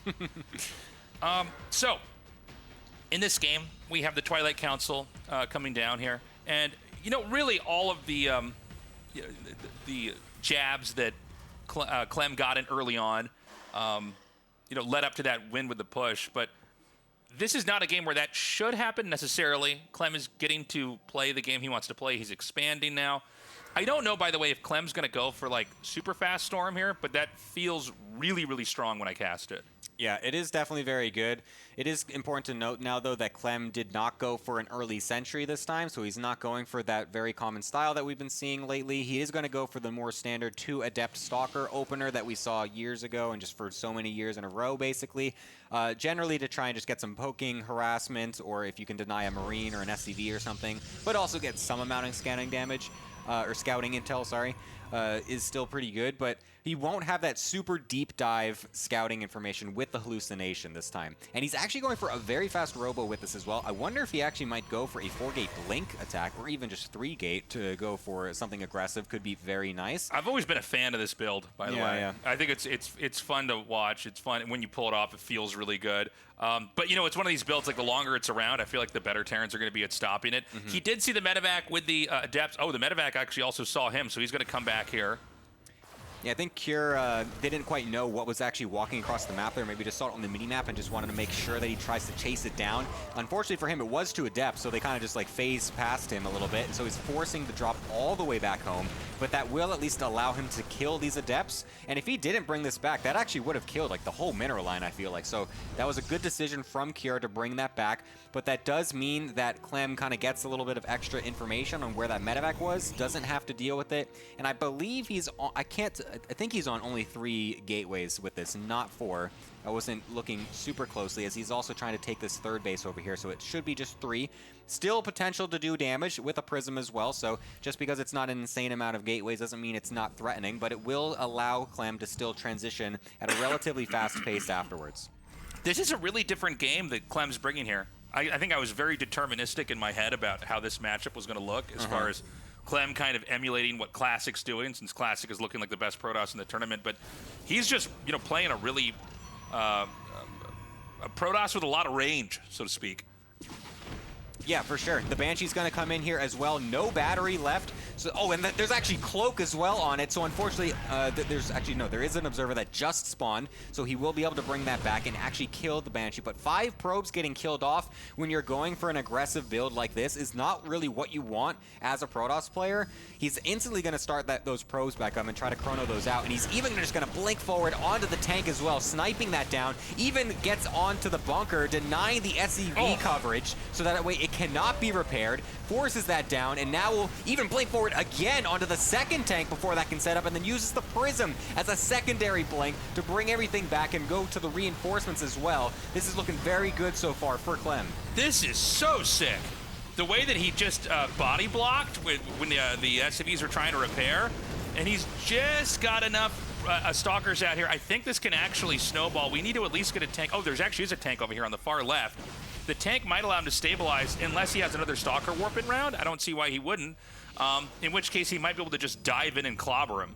Yeah, he's going to actually force the units being made back at home with the 2nd Banshee. But if you're moving forward like that as Cure, that's not what you want. This tank just getting just immediately killed off. Look at Clem, man. Just walking over him. That's a return to form that we want to see from Clem. Ooh, that was sick. Yeah, I was like starting to describe what was happening earlier while the fight was still happening because I was so impressed with it. But when he blinks in and then kills the tank, and then you could see the SCVs immediately try to rally to repair the bunker, because the bunker is kind of like the anchor of the defense, right? As long as you can get the bunker repaired, it never makes sense to stay there. But he moved the Stalkers in a way where they were like blocking physically the SCVs from getting the repair off on the bunker. And then, yeah, I mean, great blinking from there on out. It was really impressive. I feel like I haven't seen Cure lose a game like that in a long time. No, I know. I feel like a lot of Terran players haven't really, because a lot of Protosses haven't been doing that. They've been going for the more passive blink with the Sentry openers and whatnot, reacting to the Terran. This time, Clem just bringing it to Cure nice and early, and it wasn't even super committed either. He had that 3rd base the whole time behind it, so he could easily just transition if the attack didn't go perfectly, or if he only got, you know, a few SCVs here and there. But since Cure was going for that early Banshee style, he had less at home to defend. There was no early Raven to throw down some auto turrets that actually do help versus those early blink all-ins, or blink pressures, I should say. So since there was so much stuff on the map, it definitely allowed Clem to just go for the for the killing blow. Yeah. Guys, we got to talk. The people that haven't signed up for the Patreon yet, I'm not saying you need to be in jail forever, okay? But come on, man. What are you doing? Sign up. Support our cause. I could have donated money to save the rainforest. I've got news for you. There are no StarCraft II tournaments in the rainforest. So join us, please. We've got different tiers. Help our cause. We're trying to make high-end, well-produced StarCraft content. We've got the best players in the world, but we also wanted to have something that felt like a show. You know, Yeah. we have music, we've got these graphics, we've got casters here in person. We've got this great set that we built, by the way. So consider signing up to the Patreon. We need your support. Anything is appreciated. Look how good this set looks, by the way. It looks beautiful, man. Looks Look at amazing. This thing is so super sick. The When we were getting it neon built, I light. didn't know how it was going to come out. But yeah, I mean, I've been very, very happy with it. I came in here the day before we started the show, and we wanted to see how we looked on camera. And I noticed the shirt I wore was too thin, and my nipples were kind of popping out. And I went, okay, good to know. I won't wear that. And then I thought, we just put nipples and all these little spikes over here, and now the shirt looks great. Anyways, we're going to go to a short little break. We come back. We're going to go to game number 3 here in this best of 7.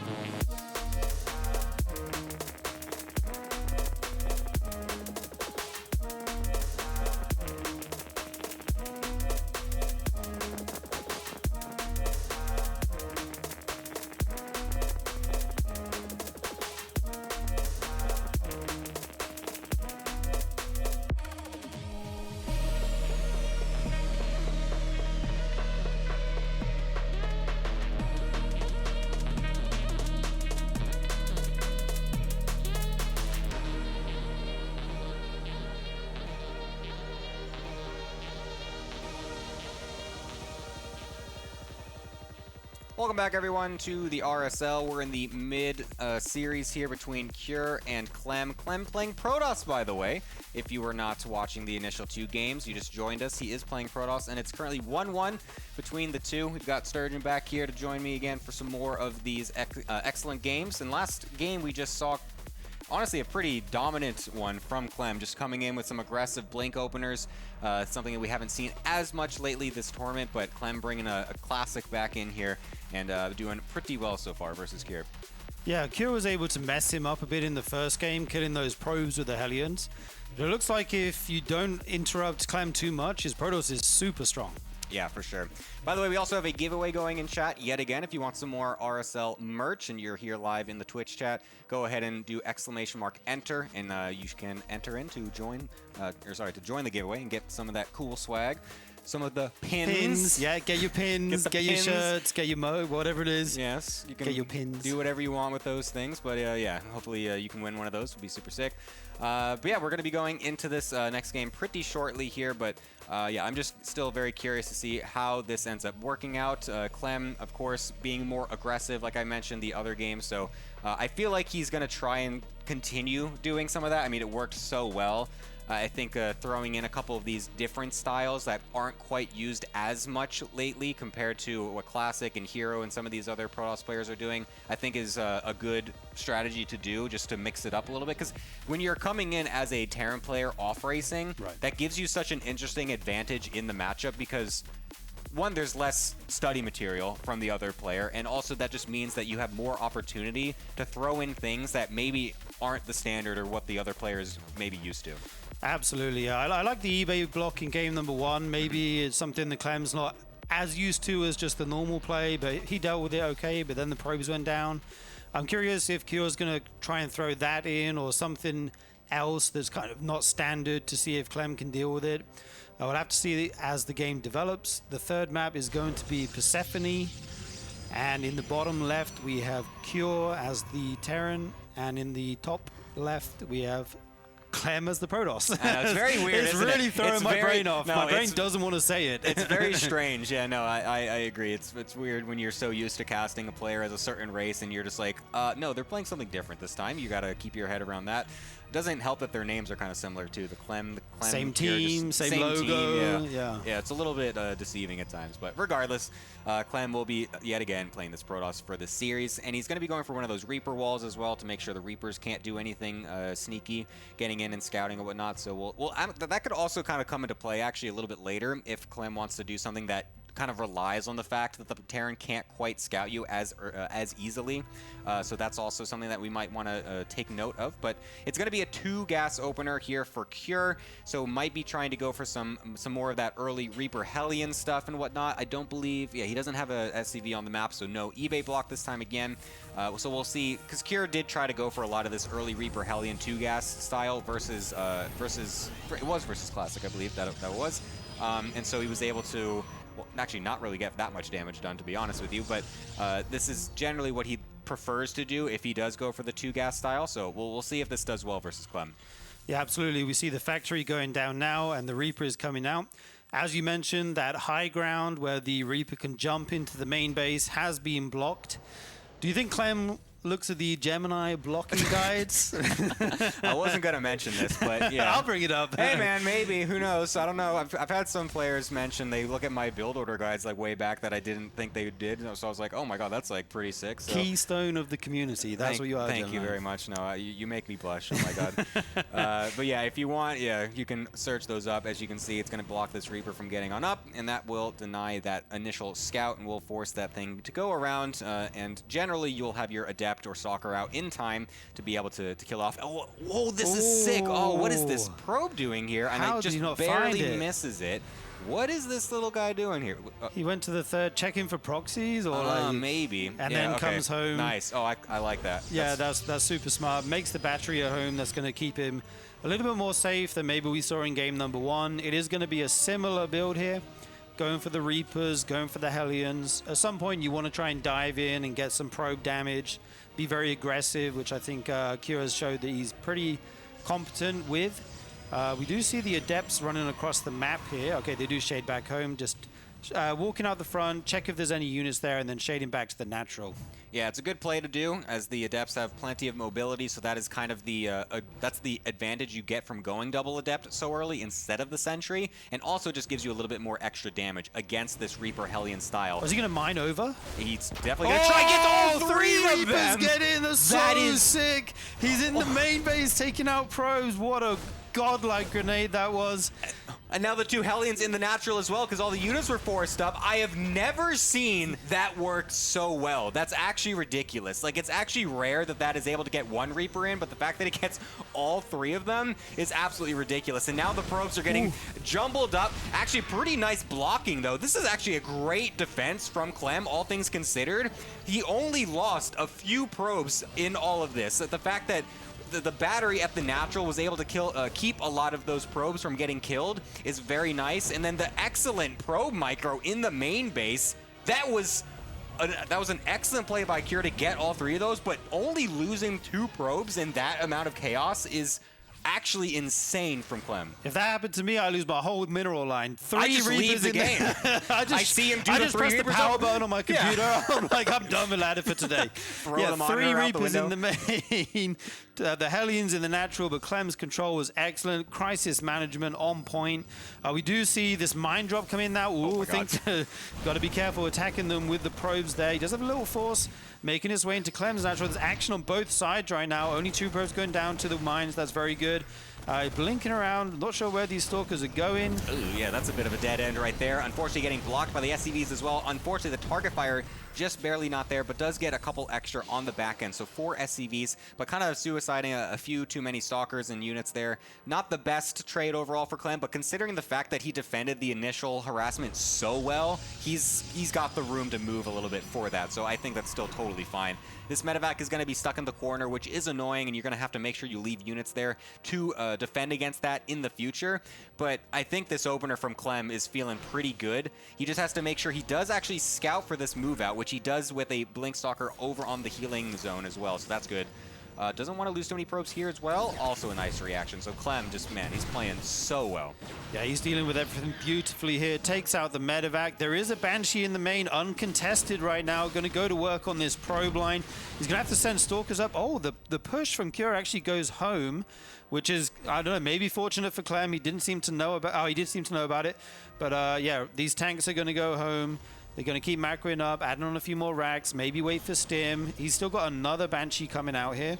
And yeah, right now Clem's defense looking pretty on point. He did get the 3rd base up, so he's making 3 probes at a time. We see Zealot legs on the way, so he's going to be transitioning to that and the +1 attack here. Yes, and so now, of course, it's going to be the time where both players build up just a little bit and try to see where it ends up going from there. Cure is probably going to want to go for one of those types of pushes that's a little bit more committed in just a little bit, whereas Clem is going to be trying to bolster up his gateways, trying to get his gateway explosion out. He's already got 4 on the production tab here. Wants to get as many units out as possible to deal with a potential attack. Yet again, seeming like he doesn't want to go into that fast storm tech that a lot of the other Protosses have been doing. No fast Colossus, just seems to be solid, going for just mostly mass gateway, potentially an Immortal or 2 here as well. Another Banshee coming in over here on the right-hand side will not be defended initially, but the Stalkers in position will be able to kill that off. But 4 probes, again, is not that bad. It's just that Clem's initial defenses of everything was much better, so it's like it's not really that big of a deal at this point. 58 to 49 workers is pretty good as a Protoss player in the scenario, and he will be going into Robo Bay as well after this. So well, this is a bit of a switch up compared to the first game where he did kind of get rolled over with the initial tank push. So we'll see if this is going to be different. This is not going to be in time, just barely enough though for the initial attack. So Clem needs to deny this from getting across the map uncontested. Absolutely. You want to poke with these stalkers, pick off as many units as you can, blink away. Nice little use of the healing shrine there, just heals his units up a little bit. Gonna have to back off for now though. This Banshee comes in, or maybe those stalkers got F2, but they will be there to deal with the Banshee. And this is the big push here coming from Cure. He's moving the tanks up and the Marines. He's not sieged right now, and the Protoss force is going to engage, but I just don't think there's enough here. Yeah, the tanks will siege up, and that means that Clem has to walk back, but the bio is just in such strong number at this point. Just the few gateway units that Clem has is not actually able to deal with this. This is very similar to the first game in how these interactions went. Sure, you get a cool engagement at the beginning, slowing it down, but the units are just not here from Clem. He's desperately trying to get this Colossus out to be able to deal with this massive bio force, but it's just shredding all these gateway units. There's going to be nothing left by the time this Colossus comes out, if it even does, because you can just target this down as well. GG is called Cure with another strong tank push in Game 3. That push was so insanely strong there. Clem did everything he could to buy time with the Stalkers, threw down some force fields, but in the end, he just didn't have the numbers. And yeah, Cure had such a big army for that point in the game. Is very hard to deal with if you're not ready. A few things went wrong, like the shield battery of the third just wasn't ready in time for the Banshee. You can save a few probes with that. The Colossus was like 70% ready. You know, if that's out when the push hits, it can look a little bit different. So Cure does take the map, but a few small adjustments, and it could have gone differently. Yeah, I feel like what Clem is trying to do is just like, it is an older style overall of playing Protoss. You don't normally see it as much anymore, but yeah, I'm not sure exactly, because like he's defending extremely well in some of the initial attacks. Like that Hellion Reaper defense was wild, like right. Actually immaculate. There was a couple extra little follow-up damage here and there though, like the Widow Mines sure was defended, but it did kill, you know, like 2 probes there. Right. The Banshee got a couple here and there. The second Banshee also got a few, and so it just that adds up. It does add up, and it makes it more difficult to add in more units overall. And so you just kind of are left with just like a measly gateway army. If you don't rush out that fast storm like Classic's been going for, it's going to leave you without splash damage. If you don't go into super fast Colossus like you saw, you don't have it out in time. And so Clem's getting caught in this weird transition period, and he just doesn't have enough to defend. Yeah, absolutely. I kind of like the style he played in Game 2, where he got a lot of Blink Stalkers and he was really aggressive. I think his decision making was almost perfect. Like, he very decisively jumped on all the tanks. I would like to see him try that style again. Maybe, you know, leaning on the Stalkers a bit more. I think that could be good for him. We'll have to see what he wants to go for. The map is going to be Maganatha. Cure currently up 2-1 over Clem, and he is in the top left. And then in the bottom right, we have Clem as Protoss in the red. Yeah, let's go. Yeah, I'm very excited to see if Clem wants to go more of that aggressive style. I think that just kind of suits him a little bit more. Give him the opportunity to take the tempo away and just kind of dictate the pace of the game. I think Clem, of course, someone who's very comfortable with dictating the pace, even as a Terran player, of course, having medevacs going all over the place, double drops all the time. He's very fast, very quick. He knows how to be able to multitask all over the map. And so going for those earlier aggressive plays with fast blink attacks, fast blink pressure, and then expanding afterwards, or even just going full on with like a 4-gate blink or something, I think just kind of suits his style a little bit more. Yeah. And obviously these 2 games where he's tried to play a little bit more passively just gives him the exact same result both times. So I would really not be surprised if he starts to go lean a little bit more heavily into the early blink aggression. Yeah, me too. That's what we think of when we think of Clem as a player. You think of him being outside your base, you know, sniping units, jumping in and out and being aggressive. And yeah, I would like to see that as well from him. We'll have to see. We do have the Reaper coming out now as the Cybercore goes down. Okay, it is going to be 2 gas and a factory here for Cure. Do you think we'll see the Banshees again? I feel like they did pretty well. They didn't do like insane amounts of damage, but I feel like they at least paid for themselves. They were annoying. They dragged Stalkers into the main, you know, keeping them out of the rest of the army. So I wouldn't mind seeing that one more time as well for Cure. Yeah, that's actually a good point, is because what those Banshees and the early medevac that didn't die, what those do is it keeps the Stalkers back. That's what's so frustrating about them. Sure, they might not actually get insane probe damage, but when you're playing the style that Clem was going for, with basically just gateway units and then kind of a slightly slower tech afterwards, you really can't afford that many Stalkers. You want to really just make a few of them, and then those are the ones that are out on the map and just kind of poking and then kiting the army as it's coming across. You don't really want them just sitting back in your main base. And so when you have those Banshees, when you have the medevac just staying alive for so long, you are forced to bring those back, and you have so little aggression or so little presence on the map, and so it makes it very difficult. And you can see it kind of just allows the Terran to just walk forward without you really getting any sort of pecking damage or forcing them to siege and unsiege and whatnot. So yeah, I generally agree with you. This time it is going to be looking like a Widowmine drop following the couple Reapers, and it was a Sentry opener again here from Clem, so we'll see if this ends up doing any damage. Yeah, absolutely. He does have that hallucination going across the map, so he may be able to see the mine drop coming in time. One Reaper already going down, and no probe kills just yet, I believe. The Sentry and Stalker are able to deal with that. He is going into Blink, as we talked about, and yeah, oh my god, just playing with these mines here. Like even Kira's going doing this. Look at both of them. Oh my god, he's not letting us shoot. That's so funny. He's like, I'm not going to let you bring my SCV down to 5 HP. No, I'm not allowed to do that. Oh. Doesn't matter that nothing's going to kill it in the next 10 minutes anyways. Exactly. The medevac is coming out here for Cure, so he's going to be able to load up those mines and take them across the map. This can be pretty frustrating to deal with as a Protoss player, I imagine.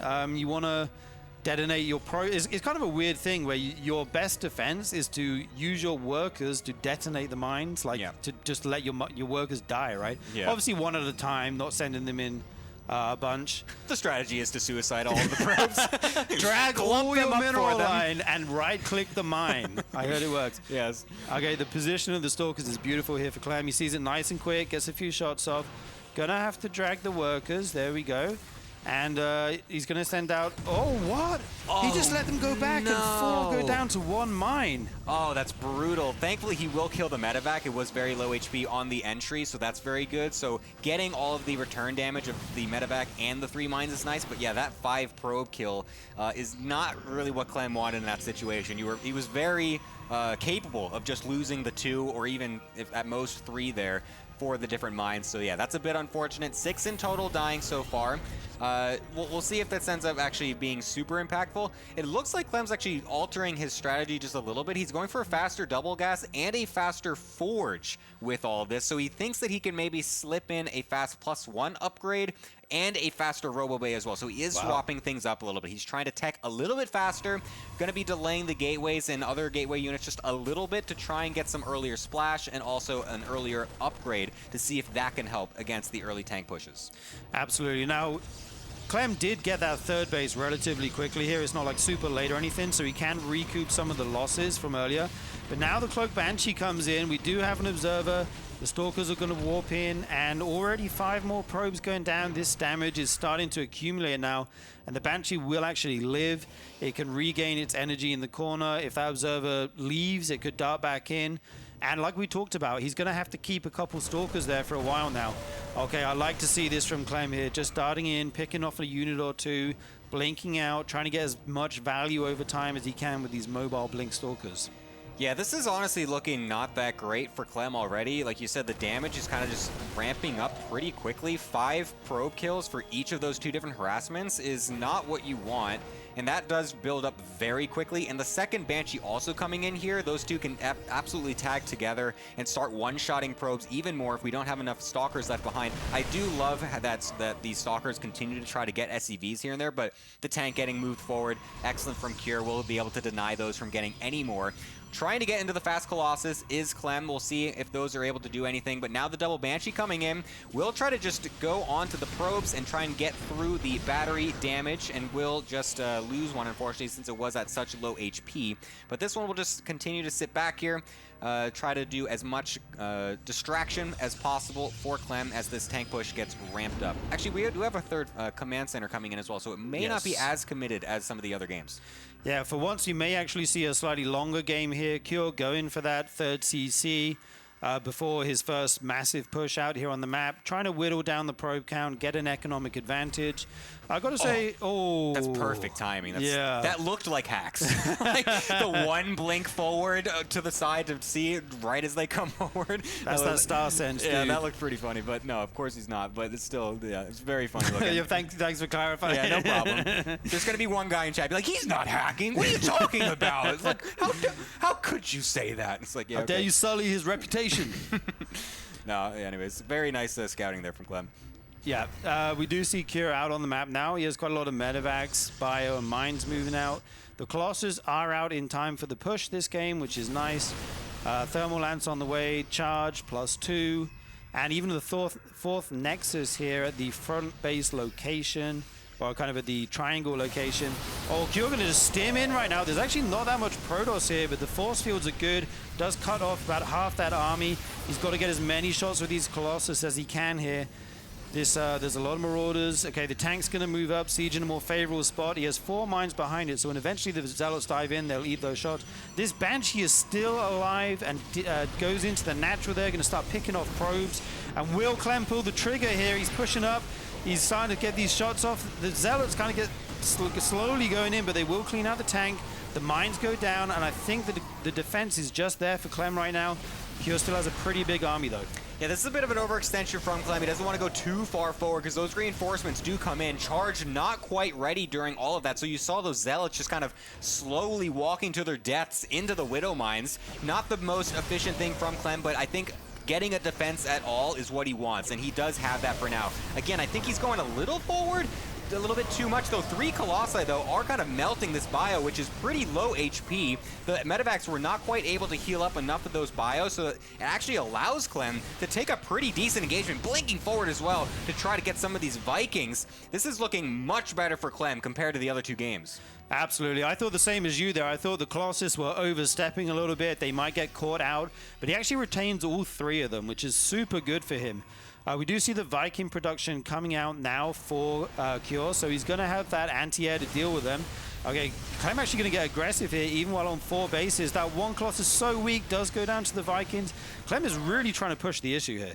Yeah, I'm not sure if he has the timing that he really expects here. He doesn't really have a Prism to also do any reinforcements or even go into the backside for a counter harass or something at the same time.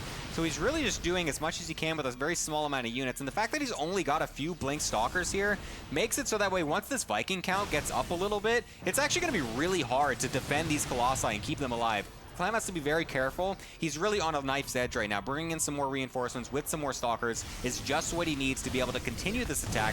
He's got a couple sentries with force field energy as well, which could really kind of choke up this really kind of small area here by the 3rd base CC, and that could be very deadly for Cure if he goes for it. Absolutely. You talked about the Prism. We do see that joining up now with the army.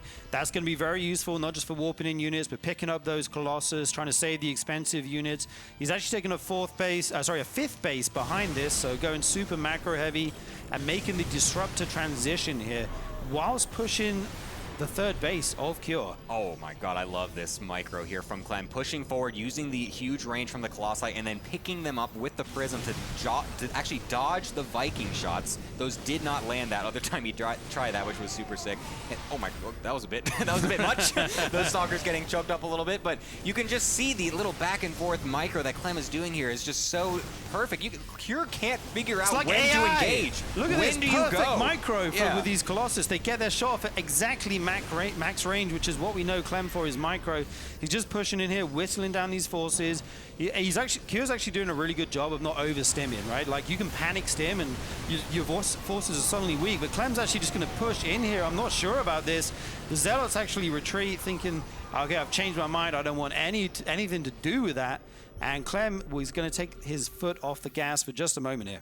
Yeah, that was a nice attempt. I think he was. I think he maybe just pulled the trigger a little too soon. I also think that what he really needed there, and he's trying to do like the cool micro with, you know, bringing the Colossi back and stuff, so he wasn't quite able to do it. I think a Prism in the main would have shattered Cure right there. It's so difficult to split up the army in that situation. You need to make sure your Vikings are all together as well to go against the Colossi. So if you bring those back to try and kill the Prism, that opens up a big opportunity for the Colossi to suddenly jump the bio. And I think that would have done really well. You can see now he's starting to do a little bit more of that. Bringing Zealots over to the 4th base is exactly what he needs. And now he can try to get on top of everything. And that also forces the bio into different locations to let the disruptors start to continue to zone and also potentially get some really big shots. The Zealots are running wild here, hunting down these SCVs while the main force of Clem is at the front.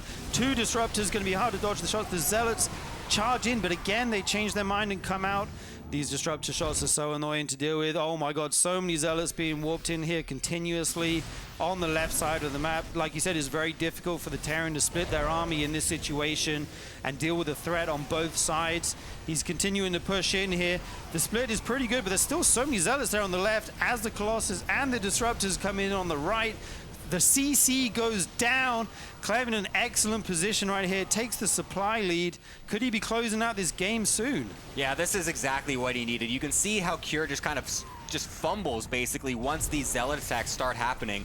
I think that Clem came in with this at the perfect timing, especially when these disruptors started coming in, because if you can get those two things happening at the same time, it allows them both to do so much damage. You don't need the disruptors to get crazy shots. You don't need the zealots to get insane SCV damage. They're going to get a little bit here and there. That will slowly bring you a victory over time. And you can see that Clem feels the confidence now as he tries to go for one big final attack to close this game out. Viking count is definitely low in numbers, so those are going to start to get shaved off, and the Colossi will continue to be excellent in these engagements. Clem taking the whole map on the backside as well, going to the top right corner. Oh my God. He's on 82 probes.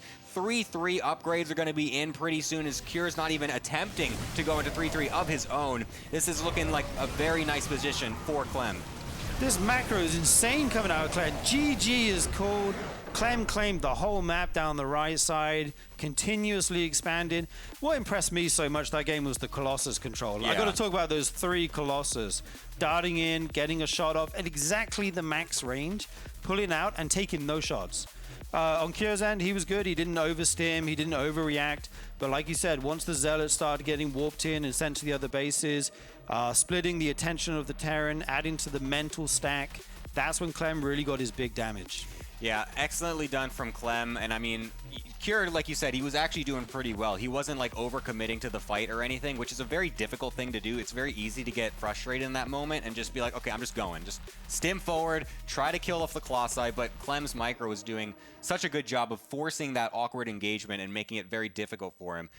So yeah, I mean, so far that means it's going to be a pretty even series overall. I'm curious to see what we end up going into next, of course, because obviously the amount of strategies is still pretty, is kind of open there, as we still saw Clem going for a lot of that early blink aggression too, so that could always come back at some point.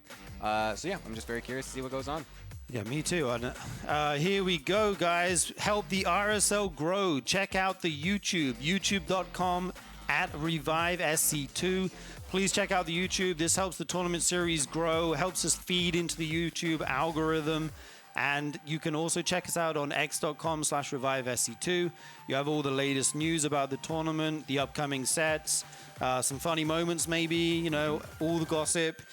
So please check out the YouTube and the X. Yes, we would love to see this continue to grow, and you can help do that. We're going to be going to a short break here, and we will be back with just a little bit more of this Clem versus Cure series. Don't go anywhere.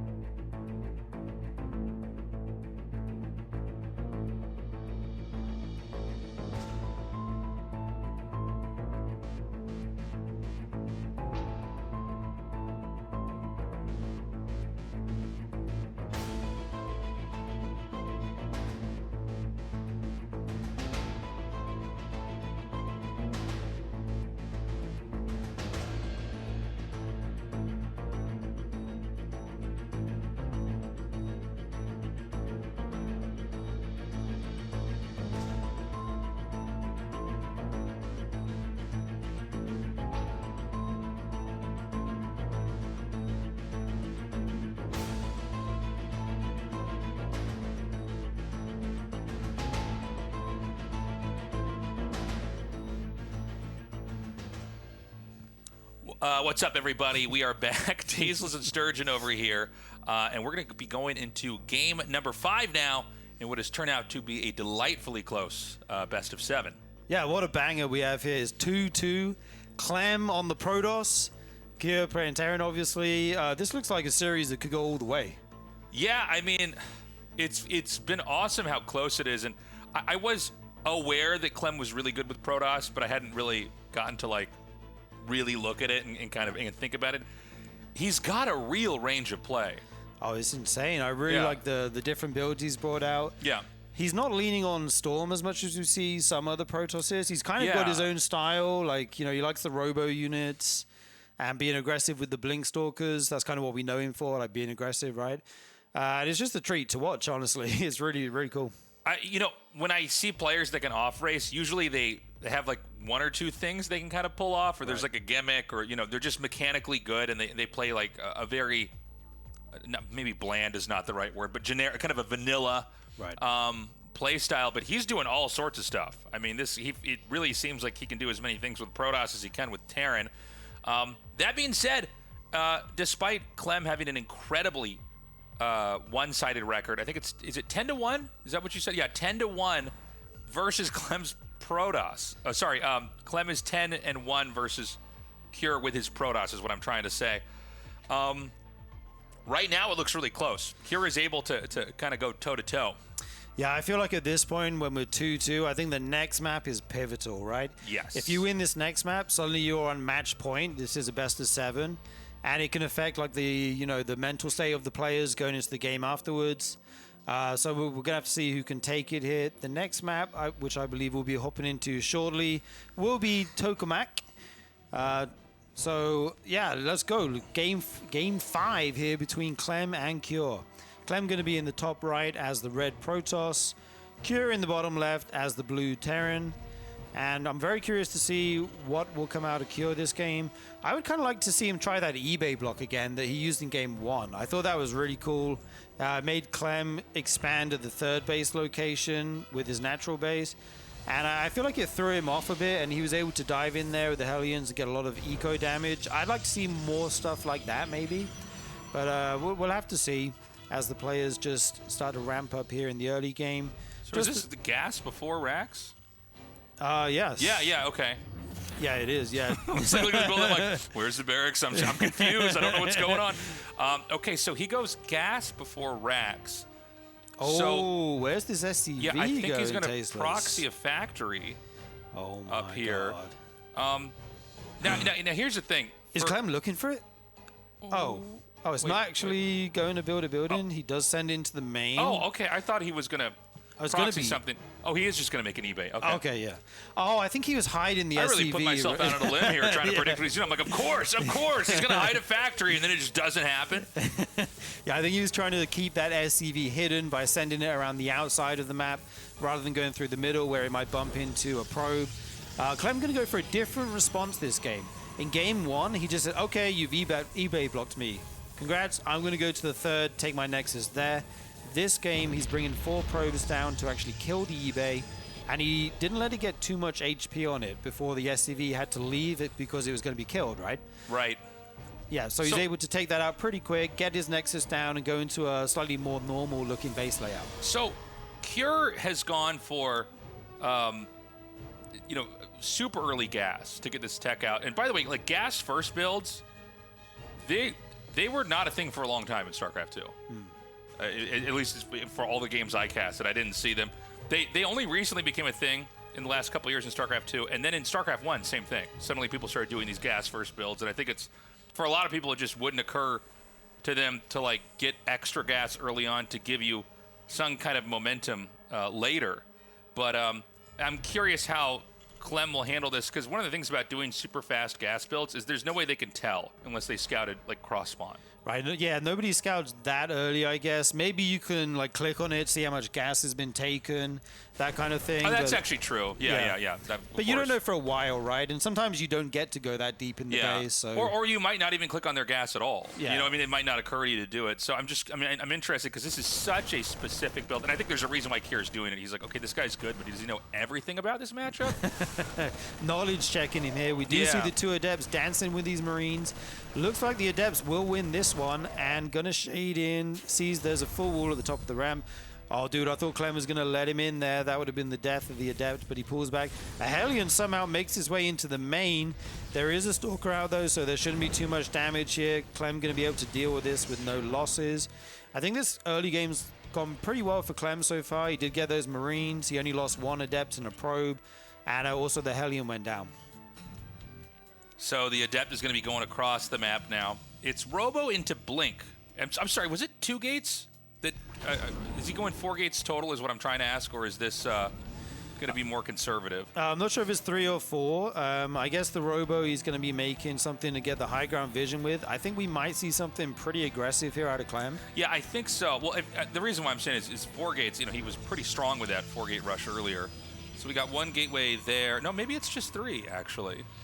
Yeah, looks to be the case. We might get a shot of a main here in the second. We do have the medevac coming in. This Adept somehow gets in the main, being super annoying, taking out an SCV or 2. But meanwhile, the drop is coming in. Clem sees it now. The mine goes down. He's got to drag his workers. Oh! Just in the nick of time there, he's able to save the probes. But yeah, we have Marines actually focusing this pylon down. And where are the Protoss units? Here they come now. If you get a pylon this early in the game, it can be huge. Actually able to pick that up, and yeah, the mine goes off on 1 probe. Yeah, now he doesn't have Blink done yet, so he can't punish that. So the drop's going to come over here, and I mean, 3 probes killed already. I mean, this is pretty good, honestly. Interestingly, Kier's going to basically ditch the Marines instead of trying to pick them up and run back. We don't normally see people do that, but I mean, 6 probe kills is really good. Yeah, he kind of cashed out there, right? Like, okay, I'm just going to leave these Marines here, focus as many probes down as I can. It's interesting because, like, a lot of players will just assume that there's going to be a pickup, so you send the workers back. And he's like, nope, see, now I just get to kill this. Yeah, meanwhile, though, there is a Warp Prism outside Cure's base here. We have Blink Stalkers coming over. He's going to use the Warp Prism to get the high ground vision so he can blink in the main. Cure will need to have units there to be prepared. Oh my god, he's attacking the mine with the probes. Do it. No. Okay, he gets that one that's over there. You know, there's 2 tanks here. Usually when the 3rd tank comes out, that's when you can't... Okay, he gets the medevac. When the 3rd tank's out, this pressure with this build is gone. Basically, you get 1 tank in the main, 1 around the ramp, and then 1 on the low ground, and you kind of daisy chain them together in siege mode. So he's not going to go for any kind of bust. He's just going to basically send 4 Stalkers in here, and you can one-shot SCVs with 4 Stalkers. So, you know, this is one way to try to come back in this. Yeah, it's the perfect number of Stalkers here to get some worker damage. Already picking off 6 SCVs. Meanwhile, though, the Banshee makes his way into the natural of Clem. 8 more probes going down. This damage is starting to stack up now. He's got to chase this down. Doesn't want to take too many more losses here. Okay, the Banshee does go down. Yeah, so now... you know, the game is going to settle down a little bit here. Both sides taking a lot of worker losses, 10 probes killed here, plus the Marines that were in there earlier. I think Clem probably in a little bit of a worse position. Cure, I never saw a 3rd command center made, unless I'm missing something here. So he's basically powering up for a 2-base push. Yeah, absolutely. I think these 2-base pushes from Cure look super strong. And especially when you get so much worker economic damage, I think it could be really difficult to deal with here for Clem. There is 1 more Banshee coming in, but there's 2 Stalkers here to greet it. They say hi and bye. That Banshee will just hang out in the airspace, keep the Stalkers away from the main army, and for the first time, we see Clem going for Storm. Yeah, Storm coming down here. Now, Storm should be the saving grace that will prevent the push from working. But it's hard to say. You know, Cure has been very good with his control and his splitting here. But, you know, if you sit on 2 bases and don't make a 3rd command center, really the game is only going in one direction, right? You are saying that you want to end this game. Oh, never mind. It's going to be a late 3rd CC. I stand corrected. Because the longer I was looking at this, I'm like, Storm's going to finish. Right. So then, you know, this 2-base push is just going to suck. But, yeah, I mean, it looks like he's going to be okay. Finally takes the Banshee out. So this is basically because of the pressure that Clem put on. I'm sorry, yeah, I keep getting thrown off here because Clem's a Protoss here. I keep being like, no. So confusing, Clem's man. staring here. Yeah, the pressure that Clem put on there early on, he just wanted to play a really slow game here, so take a very late third base. Yeah, I kind of like it for Clem. Storm is now finishing up. He's got that way before his Forge and his upgrades. There is a 4-tank push moving across the map. This is going to be the first kind of big moment in this, well, not the first, but one of the big moments in this game. How much damage can this push get done? Can Clem deal with it? His Forge is just finishing up now, so he will be getting upgrades. Concussive Shells is not going to be ready for the beginning of this push. Something to keep in mind. Okay, Clem's actually going to engage right away, gets one Marauder and backs off. Yeah, he's just trying to force siege. Then the tanks have to unsiege. It's all just buying time. He's going to... Ooh! That is full of High Templar. You do not want to lose that Prism. That's everything for you as the Protoss player in this position. The Storms are key. He has to get some good Storms if he's going to hold on here. A little group of Bio pokes forward, going to try and kill this pylon, take out some units. Really, you want to... He's trying to force the Protoss to commit, right? I love the Zealots coming in here to intercept. You just want to thin out those reinforcements. Basically, use your Nexus to buy time. You know, it's got shields, and then eventually it's going to start to lose the HP. That's exactly what he's doing. He's going to try to save it at the last second if he can. Is he going to pull the trigger? He is. He's going to move in here right before the Nexus can be killed. He gets the first 2 storms up, and they are awesome. They were like literally the perfect storms. Yeah, beautiful storms from Clem. Gonna clean up everything. What a defense from Clem. Like you said, he let the Nexus get actually quite weak. I was getting a little bit worried there. It was like almost down in the orange, but he times it perfectly, gets the massive storms, and is able to push Cure back here. God damn, Clem is good. I mean, that was like so perfectly. That looked like, you know, if you told me this is the guy's off race, I'd be like, no, it's not. Like, this is a Terran player playing right now? That's insane, and he's not finished. He is going to come in here and blanket this area with a few more storms. Another warp in. The Warp Prism is not going to be denied either. Cure is going to lose this third base, and he might just end up tapping out. Cure can't even land the base here, forced to go back. There's more High Templar waiting for him. Even an Immortal added in, 2 Immortals added into the mixture here, going to do lots of damage against the Marauders. 4th base going behind the push for Clem, so he's not all in or anything. He's still macroing up back at home. And we do see the Robo Bay going down. He might not even need it, though. He's starting to push in here. A good storm on those Marauders. The Medevac goes down. He's going to lose the base if he's... Oh, Clem doesn't go for it. Kill the base! He gets the base. Oh, this is a massive push now. This may be game ending here as Clem smells blood in the water. Going to keep pushing forward. The SCVs are pulled to fight, and Cure is forced to GG. You know, it's... I mean, obviously, if you're good at one race, you can be good at another race, right? I mean, if you have that level of understanding, and all pros are actually pretty good with all the races, in fairness. It's not like, you know, you kind of have to know exactly how one race operates to then be able to beat it, right? Right. What is crazy about watching this is, like, he's so good at all the mechanical parts of Protoss, which is, you know, that's when you play a ton of StarCraft, that's what you get really good at. Like, I'm bad at stutter step microing with Marines. Right. Like, I'm not good at that. It hurts my wrist. And but if you're a Terran pro, that's like a really natural thing because you're doing it all day. So those inputs are so clean. Seeing how he moves and just how he executes attacks, like the fact that he let the Nexus get to like 30% HP. That's so scary. Had the Zealots come in and like kill the reinforcements, and then perfectly with, I think, 4, you really couldn't have had better storms there. 4 perfect storms, shuts that down.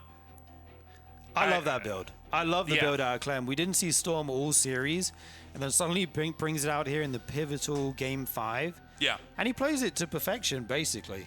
Yeah. He has so many builds and styles. He's really shown some variety here in this series. It's insane. We're going to go to the grid here for game number 6 in this best of 7. If Clem wins this, he will have defeated Cure with his off race, making it to the RSL finals. If Cure wins this game, we are blessed with a game 7. All right, let's go. I would love to see that game 7, but I don't think Clem wants to let it happen. Like you said, the map is going to be the grid. This is quite a peculiar map. You are kind of spawned somewhat close by air with the main bases. So things like drops and banshees can kind of get there quickly. Looking at this shot, is this Mapu just showing us the top of the map? Has Mapu just had like a heart attack? Just like slouched over his PC, and we're just watching his screen slowly go here. We're not going to realize he's dead until it just gets stuck in the corner. His cat stood on the left arrow key. He refuses to move. Yeah. I'm sorry, I interrupted you. What were No, you saying? I completely forgot, dude. Don't worry You were about like it. talking to the game. I'm like, hey, hold on. I want to say something stupid. Yeah. It was quite panoramic, though, that shot, though, right? Yeah. I thought maybe he was going to go down and then go over the ramp and then show the path. He's like, well, if you're a medevac, this is what it looks like when you go to their base.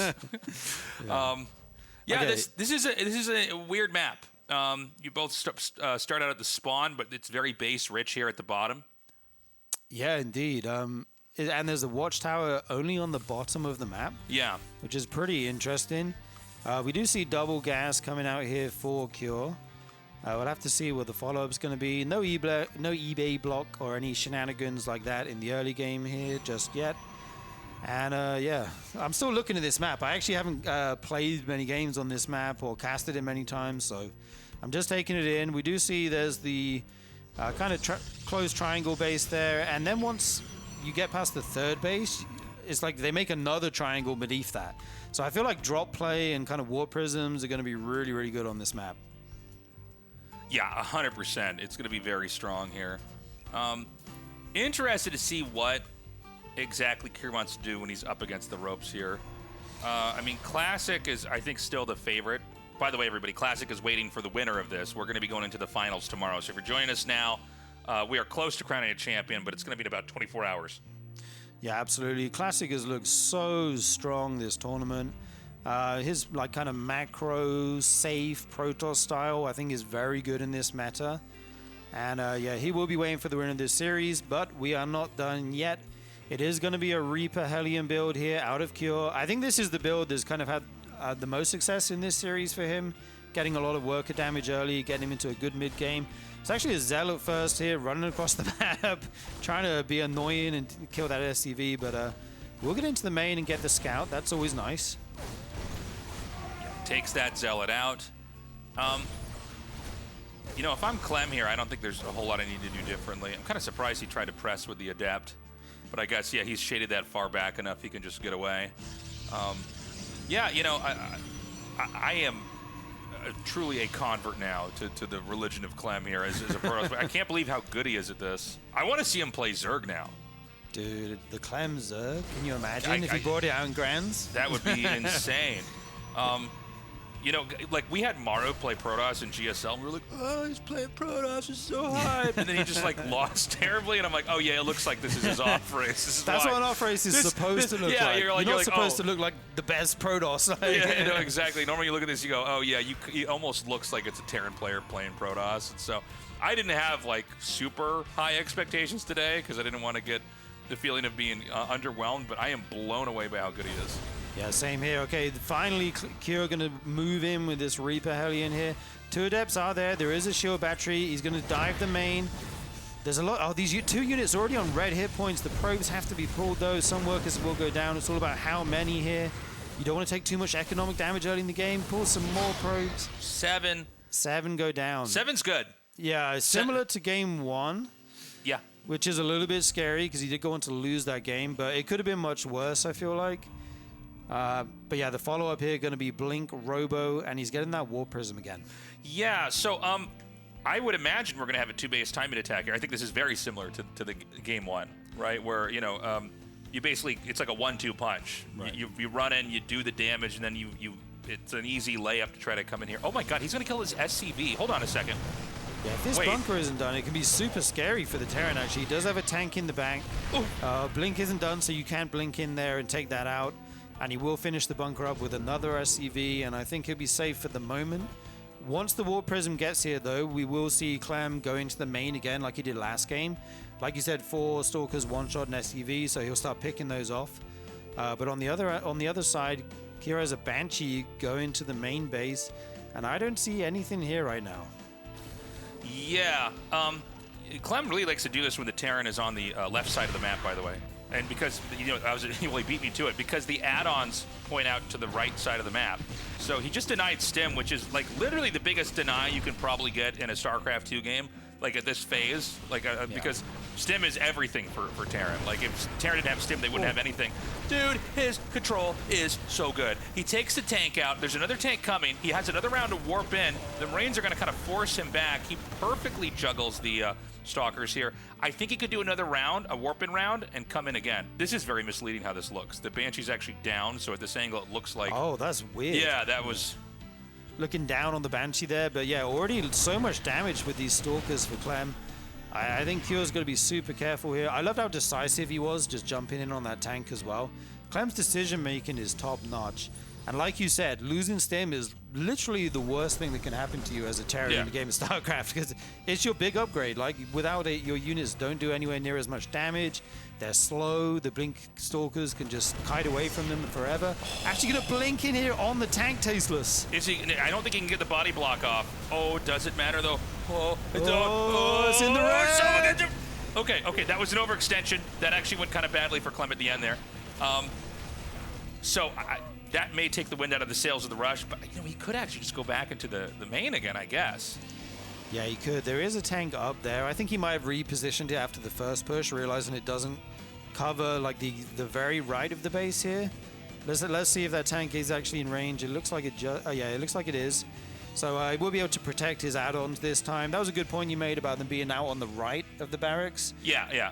This is way worse if they're on the right side of the map. You're trying to do this. You're trying to fire over the barracks to hit the labs. But I wonder if like Clem's experienced this enough. He's like, no, I always do this. If the Terran's on the left side of the map because it's just so good. He's still going to come in here and try to do that 4-stalker harass. Yeah, the placement of the tanks to hold this, what you want to do is you want to have them far back enough that when you blink into their base, the tank shot hits the stalkers, and stalkers have to at least walk a short distance before they can fire in. Now, I was talking about how this is going to be like a 2-base timing because of the damage. I guess I'm wrong. Or it's also possible that organically Cure just throws down a command center because he's being pressured so heavily, right? If you're going to set up for a rush and then they're attacking you, then you're not playing that kind of game anymore. Yeah, we do see the third coming out for Cure, as you mentioned. We also see a 4th base going down for Clem and Zealot Leg, so it looks like we might have a slightly longer game here. These Stalkers still at the front, trying to pick off any units they can. Dude, these Stalkers are just like Clem's Marines when he plays Terran. Every single one is super annoying, and he gets so much damage out of them with the medevacs. And it's kind of like watching that now with his Protoss play.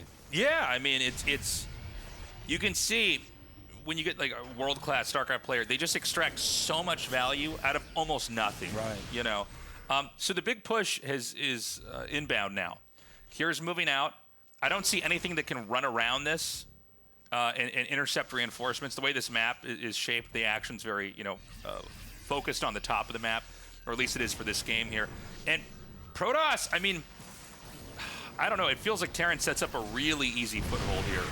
Yeah, he was able to just walk right into the choke point at this 3rd base and get set he up. unsieged everything. Hold on. Oh my god, he unsieges. And Clem uses that opportunity to pounce on him. We do have a Colossus out. The Stalkers go in. They pick off these tanks one by one.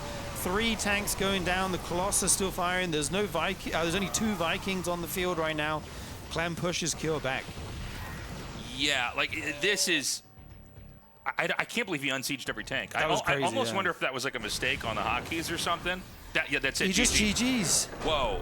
Dude, he must have accidentally hit the siege key.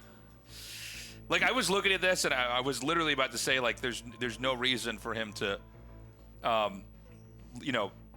he's going to destroy the Nexus, basically. The tanks are perfectly positioned where you can, like, run in and out with the Marines and Marauders and whittle that down. And then they all unsieged, and Clem just dove on it.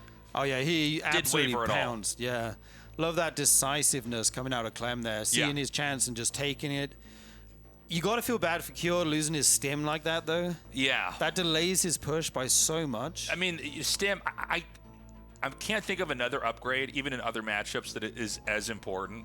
Like, if you don't have that, it's like, oh, well, we don't even... You're basically in free fall until you finish Stim. Yeah, it's like, if it's denied, I mean. It's like forgetting Warp Gate or something. It's like, oh, I literally just can't play the game. It's like, what do I do if I forget Warp Gate? I'm like, I haven't thought about a situation like that since the first week the game came out. Like, that's just, you have to have it. It's Terran has functionality by being like a powerful glass cannon race, and Stim just accents that because you can dive in, you wipe out so much as long as you just have enough medevac heal to kind of give you that sustain. And when you lose that, I mean, Protoss is so comfortable just staying back. And, it's interesting, too, because I don't really feel like I see that kind of play from Protoss anymore. Like, if you look at how Classic plays, right, where it's very slow, and slow's not bad, by the way, but he's just sort of accumulating. He's kind of like staying back, waiting for you to come at him, and then he, like, Mr. Miyagi, wax off, wax on. And then it takes another Nexus, and he's wax off, wax on. Wax on, wax off. And Clem has a much more, like, in-your-face, explosive style. Yeah. It just shows you that there's, like, a lot of different ways to play a race. Yeah, absolutely. And what I kind of like from Clem is normally the Protosses try and get both forms of splash out, right? Yeah. They go Colossus, you make Vikings, they switch into Storm. Vice versa, right? You go Storm, they get the Ghost, then they go into Colossus or Disruptors or whatever. But Clem kind of stayed, he said, okay, I'm making Robo units this game, or I'm making Storm this game. He went Colossus into Disruptors with no Storm, even in that really long game where he got like 6 bases. Just a different kind of style here coming out of Clem, made it his own, and it worked. So this is it, guys. We've got ourselves a finals. It's going to be on tomorrow. Classic versus Clem. Clem is going to be going back into Terran, unless there are other major plot twists ahead. Classic, of course, coming from the winner's bracket. I mean, he's looked... honestly, he's looked unstoppable. I mean, he literally went through a bunch of God-tier Terrans to get here. Yeah, I mean, he already beat Clem in the upper bracket. Yeah. Before that, he beat Bjorn, and after that, he 4-0'd Cure, which is just, That's insane. dominant, right? It would be insane if Clem sticks with Protoss, but I don't think we will be seeing a PvP. Well, the other thing, too, is Classic's very good at PvP, so it would not be an issue. So we're going to have a crazy finals. I'm interested in seeing what exactly Clem's going to try to do versus Classic. Like we were saying a little bit ago, Classic just looks so solid. I mean, it reminds me of Stats, or back when Rain used to play, where it's like, oh, he just kind of doesn't die. Any kind of weird rush you do, he'll just sort of hold it off and have what it takes to be too big to fail. Yeah, absolutely. Defend. Tech. He likes to tech up super quickly, get a lot of bases quickly. Yeah. Strong economic late game play is kind of his forte. And then he's hitting you with War Prisms and stuff in the late game, huge run buys. I kind of feel like Classic may be the favorite going into this, which is insane as he's up against Clem, but that's kind of my prediction here. Yeah. What do you think? I think Classic's going to take it. I kind of want Clem to take it. That would be pretty hype. I mean, Clem is the previous world champion. Also, I cast a lot of GSL. Foreigners are not winning also that. Also, the current world champion. Yeah. Yeah, we've got GSL champion versus versus last year's EWC. I guess that's redundancy. The esports world champion. So, I mean, yeah, you really couldn't ask for a better finals. Yeah, absolutely. Yeah. Archon Studio, our official broadcast partner of Season 1. Check out the StarCraft Tabletop Miniatures game. It's going to be on pre-sale near the end of this year. We don't have the exact dates for that. But the tabletop miniature game looks sick. I mean, as a StarCraft fan, I'm definitely going to have that in the house. And they've also got just a bunch of other great products on their site. I wasn't really familiar with Archon Studio, but they really are the world premier tabletop miniatures game company. And, obviously we all want to get the StarCraft set, but all the other stuff on their site is awesome, too. Stuff for a lot of my favorite games or, franchises. So definitely check them out. Because of their support to the tournament, we were able to double the prize pool. Wow. Yeah. We need one of those in the studio. In the Yes, RSL we studio, will. The miniatures game. I will probably get one down here once it's finally out. Guys, we need your support. Sign up for the Patreon. It's patreon.com/Revive SC2. We had a very slow day of Patreon supporters today, guys. Makes me sad. We need you guys to join our cause. The more you commit to us, the more you'll get out of it. We have voting rights for maps and player guest spots. The Immortal tier will put you in the credits. We've got even tiers higher than that if you're up to the challenge here. But consider doing it. We need to rely on community support to keep competitive StarCraft II alive because we don't have publisher support anymore. And we wanted to have something that was more than just an online tournament with a prize pool. We wanted to make something that would be well produced, that would have music, it would have graphics, it would have professional observing, it would have professional casting with people together in a studio that we built. And that's been our mission, and I hope you feel like we brought that to you. We also have merch, 20% off discount on all Tasteless TV merch. That's my merch site. We've got hoodies, mugs, pins, T-shirts, obviously. But there's a lot of other stuff on the merch site as well. So whether you're a Patreon supporter or not, they're both great ways to support the show. But you do get that 20% discount if you are a Patreon member. Now, this is super important, by the way, guys. And if you're financially not in a place to support us, I get it. I hear you, man. But then do us a favor and follow the Twitter account and follow the YouTube page. Some of you guys might be watching this live, not on Twitch and not on the RSL YouTube, but on my Tasteless TV YouTube. I have it broadcasting there because I'm trying to get it to as many places as possible. But there is an official RSL YouTube. It's at Revive SC2, like the @ symbol. You can find it there. We are trying to blow this thing up because as important as the live streaming component is of this tournament, a lot of people just watch StarCraft II matches on YouTube. Not everybody's able to catch it live, especially for English speakers. We're in kind of an inconvenient time zone for several countries. Yeah, the VODs are super important. Yeah. It's like sitting down and watching an episode of your favorite show. Exactly. You get your drink in the Tasteless mug. That's right, in the RSL mug. In the RSL mug. There's a Tasteless mug on the site, too. You could be double-fisted it. You'd be going crazy. We also have it spoiler-free. I think eventually we'll have the names of the players, if it's like the finals or something, like months or weeks later. Yeah. But if you're like, okay, I'm busy and I don't want the results to be spoiled, I want to enjoy it in a way where the matches are suspenseful and I don't know if my favorite player is going to win. Well, we have that on the YouTube, all spoiler-free. We hear you guys. We got you covered.